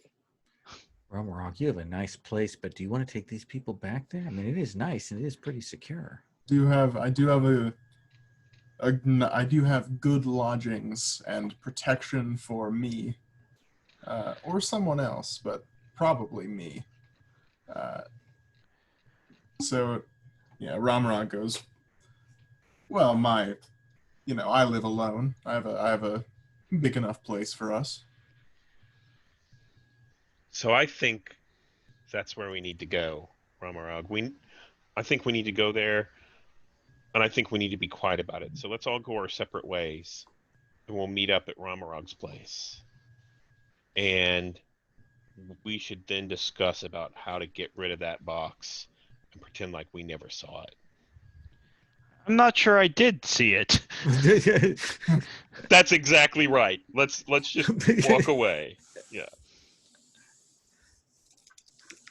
So how about that? Let's meet up in a little bit. Can I ask? This is like this is like a little bit of the metagame question. Sure. Like, are you folks comfortable if I don't show up? Yeah. Like and like unless you want to pull me in through debt, like I don't feel like whatever's in that box is my problem. Actually, no, I take that back. Because there's all this that's connected to the stuff that I'm connected to. So Yep. never mind. Forget I said that. I wasn't Okay, thinking straight. sure. I'm definitely going to show up. Okay. I want to know. So we do a wipe from this busy, dirty market street with the elevator going, up and down, and probably one of those pop-up rainstorms starting. Romorog, what is your neighborhood like? What is what are your lodgings like? Yeah, I think that I live in a apartment. It's like the second story of this building, which has a walk up to it. You enter it, and then there's a central hallway or whatever with the staircase up and down. But the room itself has its own door, and I live alone in this big room with a decent view. I have some windows overlooking the street, and I can sit there, and it is a nice place. It is it is not lavishly decorated because it is my guild lodgings, but it is clearly like a nice solid little floor house thing. So maybe like a downstairs has a common room, where food can be served if you need to, that kind of thing. Where is your where are your underlings at? I think that my underlings I can be found at the guild house. Okay, so they stay there. Yeah, if I need them, I can go call for them. Evram, what happened the last time you were in this neighborhood? It's kind of slightly more upscale neighborhood. I think I fucked up. The last time I was here, this is part of why I ended up, I think, with that kind of not the most high level task there. It seems to me that's at least what I'm thinking, which is that like I came to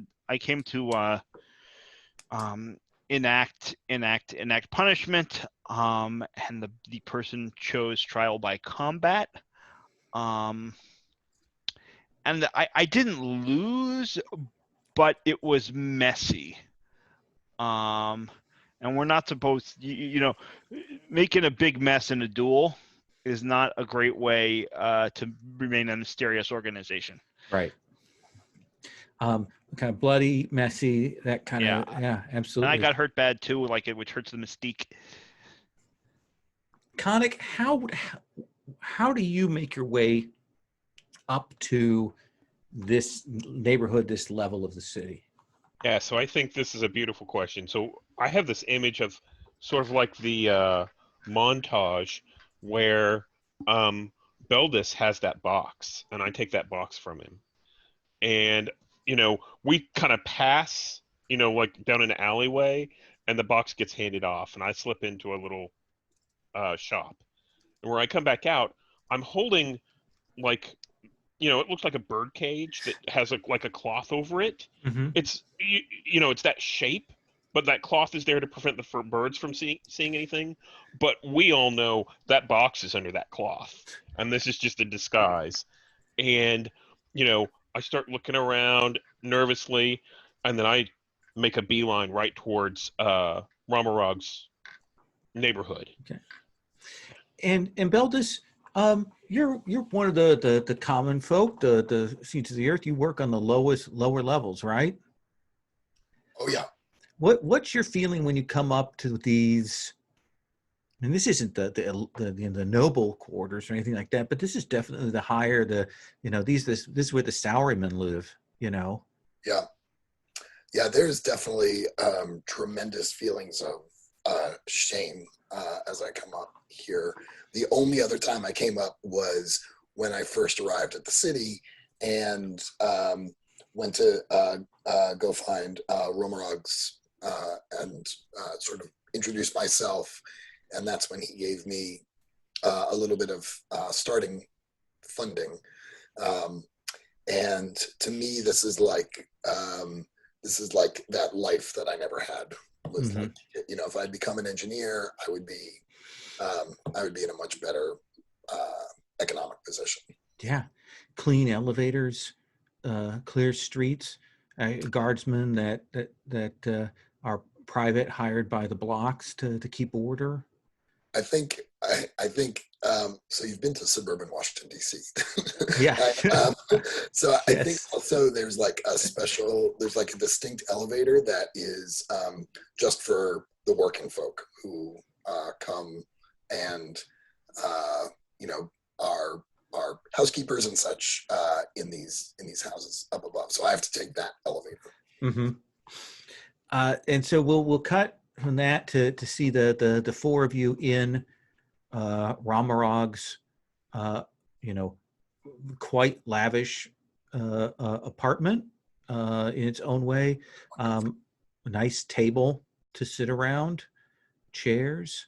The landlady would come and bring a drink and basic fare up for her favorite tenant, Ramarog. He never makes a mess. He's always very polite and very quiet. So would serve that and looks and he's like, oh, is this one of your cousins? Or points to Beldis. No. I'm just a distant acquaintance friend. Oh. Puts food out and she'll head out and this nice basic bread and cheese and some very strong tea laid out for you. And Conic, you have a box full of demons. And I think that we all get there, and when we all arrive, we're sitting down, and there's like a nice coffee table with like the tea on it, and Conic pulls out that thing and sets it in the middle and says, brings everyone else up to speed. So Beldis, what we talked about with the master of the factory, and asks for you to tell us all about how you came about these demons, so that we can get everything out on the table, but pointedly make sure that your friend isn't mentioned. Noted and appreciated. I emphasize that the person from whom I snagged these demons was clearly paid to bring some destruction. But despite my best efforts to convince him to share that information, he was reluctant to give up his employer. So I don't know exactly how we all got into this mess, but I think we need to figure out a way to make sure it doesn't get worse.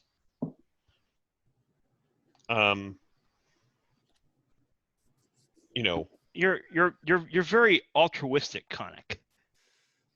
Really? It's my ass as much as anyone's. I mean, I'm not arguing with you, to be clear, but I'm more interested in figuring out why this is happening and then deciding whether to stop it. Maybe it's just justice. Ooh. I wasn't even thinking about stopping it. I was just thinking about hiding. Oh. And I misunderstood you. To hide away. Ooh. I'm not sure we can hide from these people.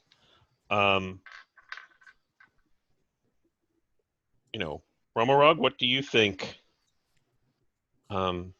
we can do? Well, I think that we can look into it.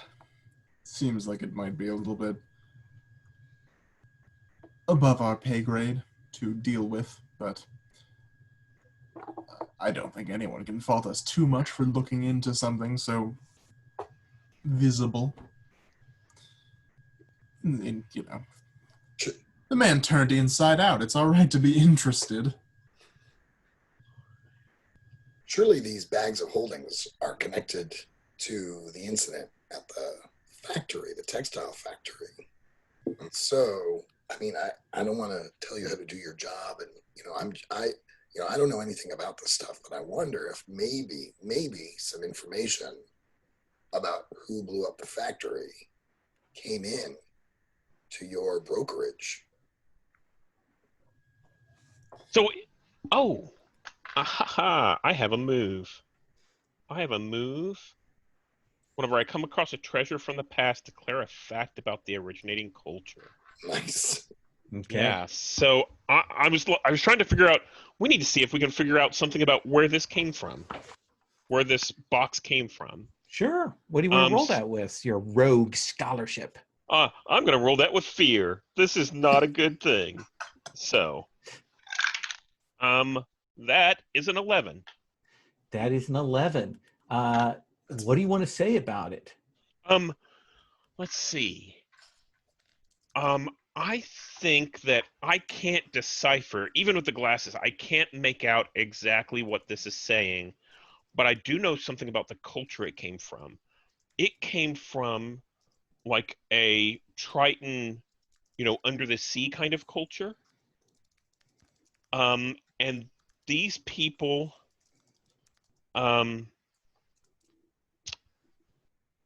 used this in sort of a ritual to cleanse themselves, and literally over long periods of time, like hundreds of years, the demons formed inside of these boxes from the cleansing that had gone on with these people. In particular, let me add on to that. These figures, who legendarily are said to have been maybe the founders of this city in the ancient past, this was about cleansing their destiny and getting the right path. Mm. And that's what these demons are, is they are fate demons that have absorbed lots and lots of bad fate, bad destiny.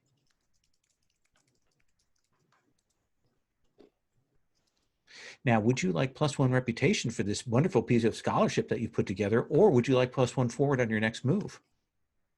Oh, I'll take +1 reputation. Ooh, look at that. You're like, you scribbling down some notes. Oh, this puts together these things I figured out before. Yeah. You're looking up your style manual to figure out how you footnote all that and getting all that set. The Magic Language Association, the MLA style book. And I think I turn to the rest of them and I'm like, this is really bad. But I think that we have some leverage here. If we just release this, it's quite possible that the bad choices these people have made will be revisited upon them. And therefore we have some leverage from it. But we don't want to do that. Wonderful. Unsubstantiated hypothesis. Yeah, okay. Oh, yeah, yeah. Yeah. I'm sure my demon is just sitting on my shoulder going, nope, that's not a thing. Nope. Ramarog, his mouth sort of opens. He goes, "Are you suggesting that we just let the demon out?" That Oh, no. seems like you understand my hesitations. Oh, no. I'm talking about bribing people, trying to figure out a way to get out of trouble. And I don't want to ever do anything like that. That sounds horrible. I mean, obviously, but on the other hand, and I'm taking your unsubstantiated hypothesis seriously. Absolutely. Because it's very appealing to me, right? But on the one hand, well, some people deserve to have their trouble revisited upon them, don't they?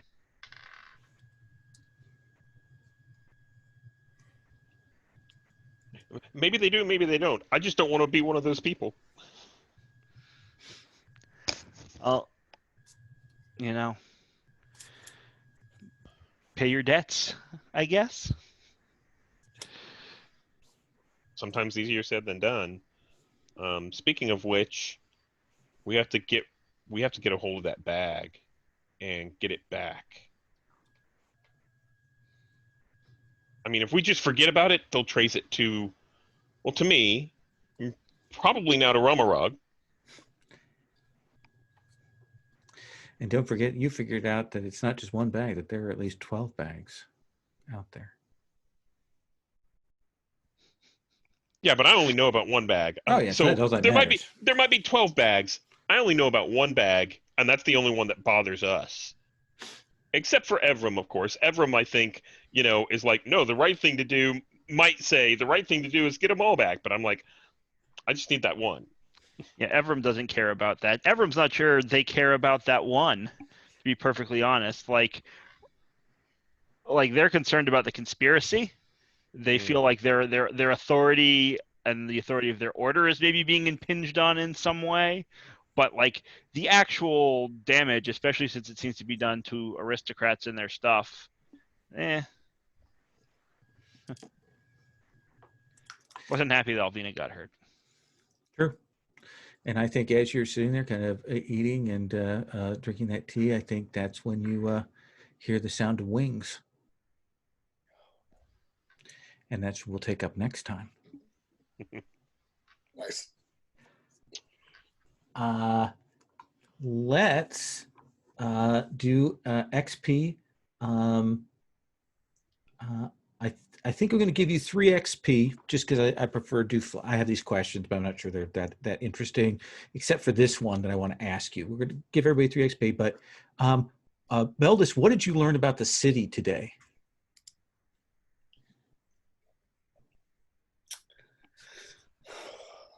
What What did I learn about the city today? I did not know there were bird people, but more to the point, I feel like there's kind of an interesting underlying tension where even though Evram's group tries to hold the nobility to account, that there's still sort of a social hierarchy that is enforced. And I think it kind of gave me newfound respect for the work that Evram does because of these social norms that exist. That seems fair. That seems fair. Evram, what did you learn about the city today? I think I learned that there's another major player working in the space that I see as my territory. Mm-hmm. And I'm not too happy about that. Absolutely.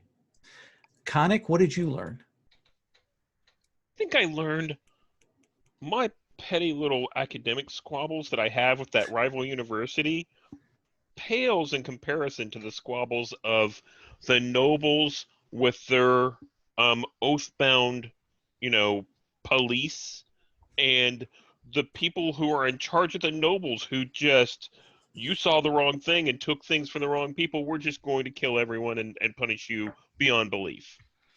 And I'm like, oh, I just stepped in it, didn't I? And Rumrog, what did you learn about the city today? Learned an awful lot about the city today. I learned. Well, I guess I learned that I might be disposable to my bosses, judging by this line of questioning that they are sending me down. It's a good point. If you've gotten 5 XP, that's an advance. For your advance, you can spend an advance to raise one of your states. You can spend an advance to get a new move from your playbook, or you can spend an advance to get a move from another playbook. And we will check in on those choices next time. Would you all mind if we did a quick stars and wishes? Okay. I'm going to stop the recording here. Actually, no, I'm going to record that just so I can remember and listen to it next time in case I forget, as sometimes happens.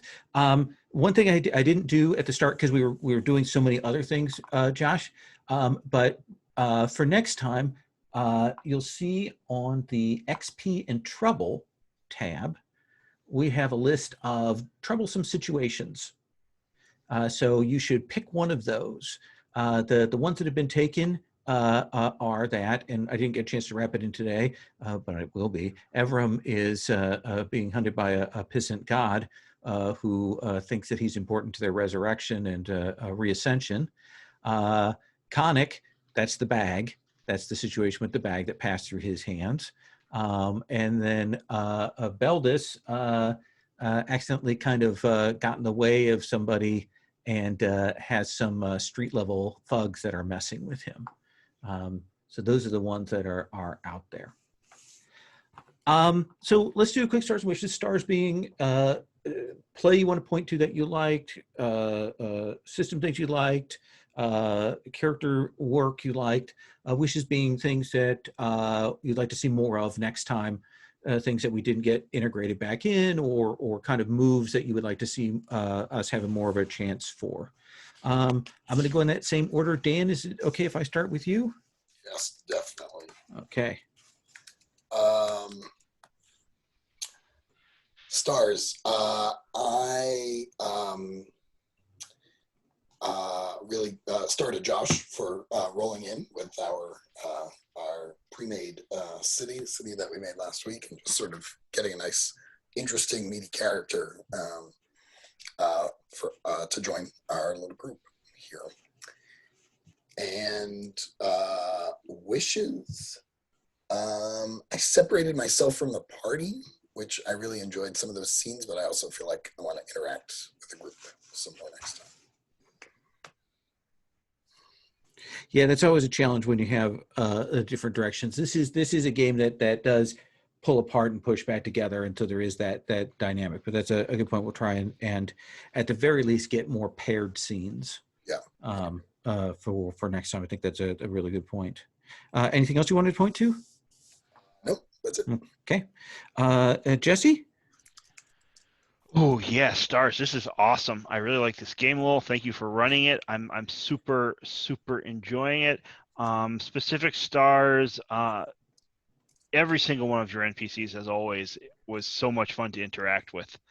Both the one I got to really interact with, and I really enjoyed. This goes to both Dan and Lowell. That like intimidation scene and that whole piece. The NPC was awesome. Dan, you were great. I just like had so much fun being a spectator there. It was wonderful. Yeah, I'll point to that. That was a great move, and it paid off so well. Like pushed the story forward. Was a real risky, uncertain thing. It was an awesome step. Anything you want to point to wishes wise, things you definitely like to see for next time, moves wise, items wise, things? I mean, like the main thing I'm like I want to explore this conspiracy. Like I think I want like a scene with my superior officer at some point early on. But like I imagine that's the kind of thing that will easily happen in the court. Like that's where we're going.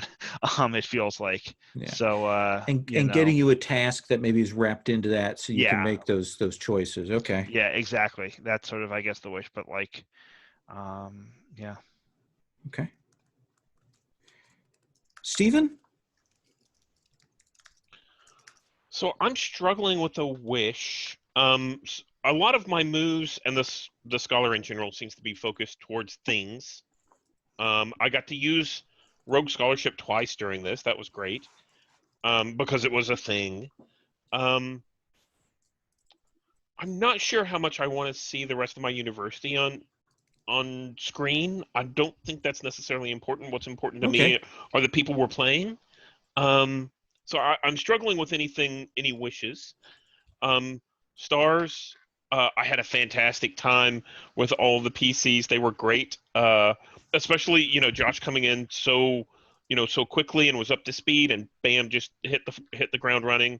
I really liked the bird person that was present. That was a really good touch. I liked how all of these things, all of the different threads kind of wove together. The threads all seem to fit where the explosion that we saw last time and the NPC led us to the boss who knew all about the bag. It all just kind of started to fall into place and was a big mess. So it was very good. Okay. Awesome. Josh, as everyone said, thank you for coming in and hitting the ground running, and a great character today. And I'm really looking forward to seeing where we go with it after we've got get you sort of integrated with things. So anything you want to say, stars or wishes wise? Yeah, of course. Stars to everyone for their understanding. I wish I could have made it last week. Obviously, extenuating circumstances. But I had a great session tonight, and I'm looking forward to playing for the next couple weeks. Wishes. I would love. I think it seems like we're aiming in this direction. I think that a face-to-face with the blinders, or the goons of the blinders at least, seems like it is a logical step. It seems like it would be dramatic, and it would reveal information about the bags, the mystery that we're investigating. So I would love to see that in the future. I want to get face-to-face with this conspiracy. Absolutely. All right. Thank you all very much. Again, I appreciate you trying out this weird hack that I kind of enjoy. I love city fantasy. It is absolutely one of my favorite things. We played Godbound, and it ended up being very much a city fantasy game. It's my favorite thing. So I'm enjoying this, and I love these characters. Great connections and good choices today. So thank you all very much. I am going to stop the recording.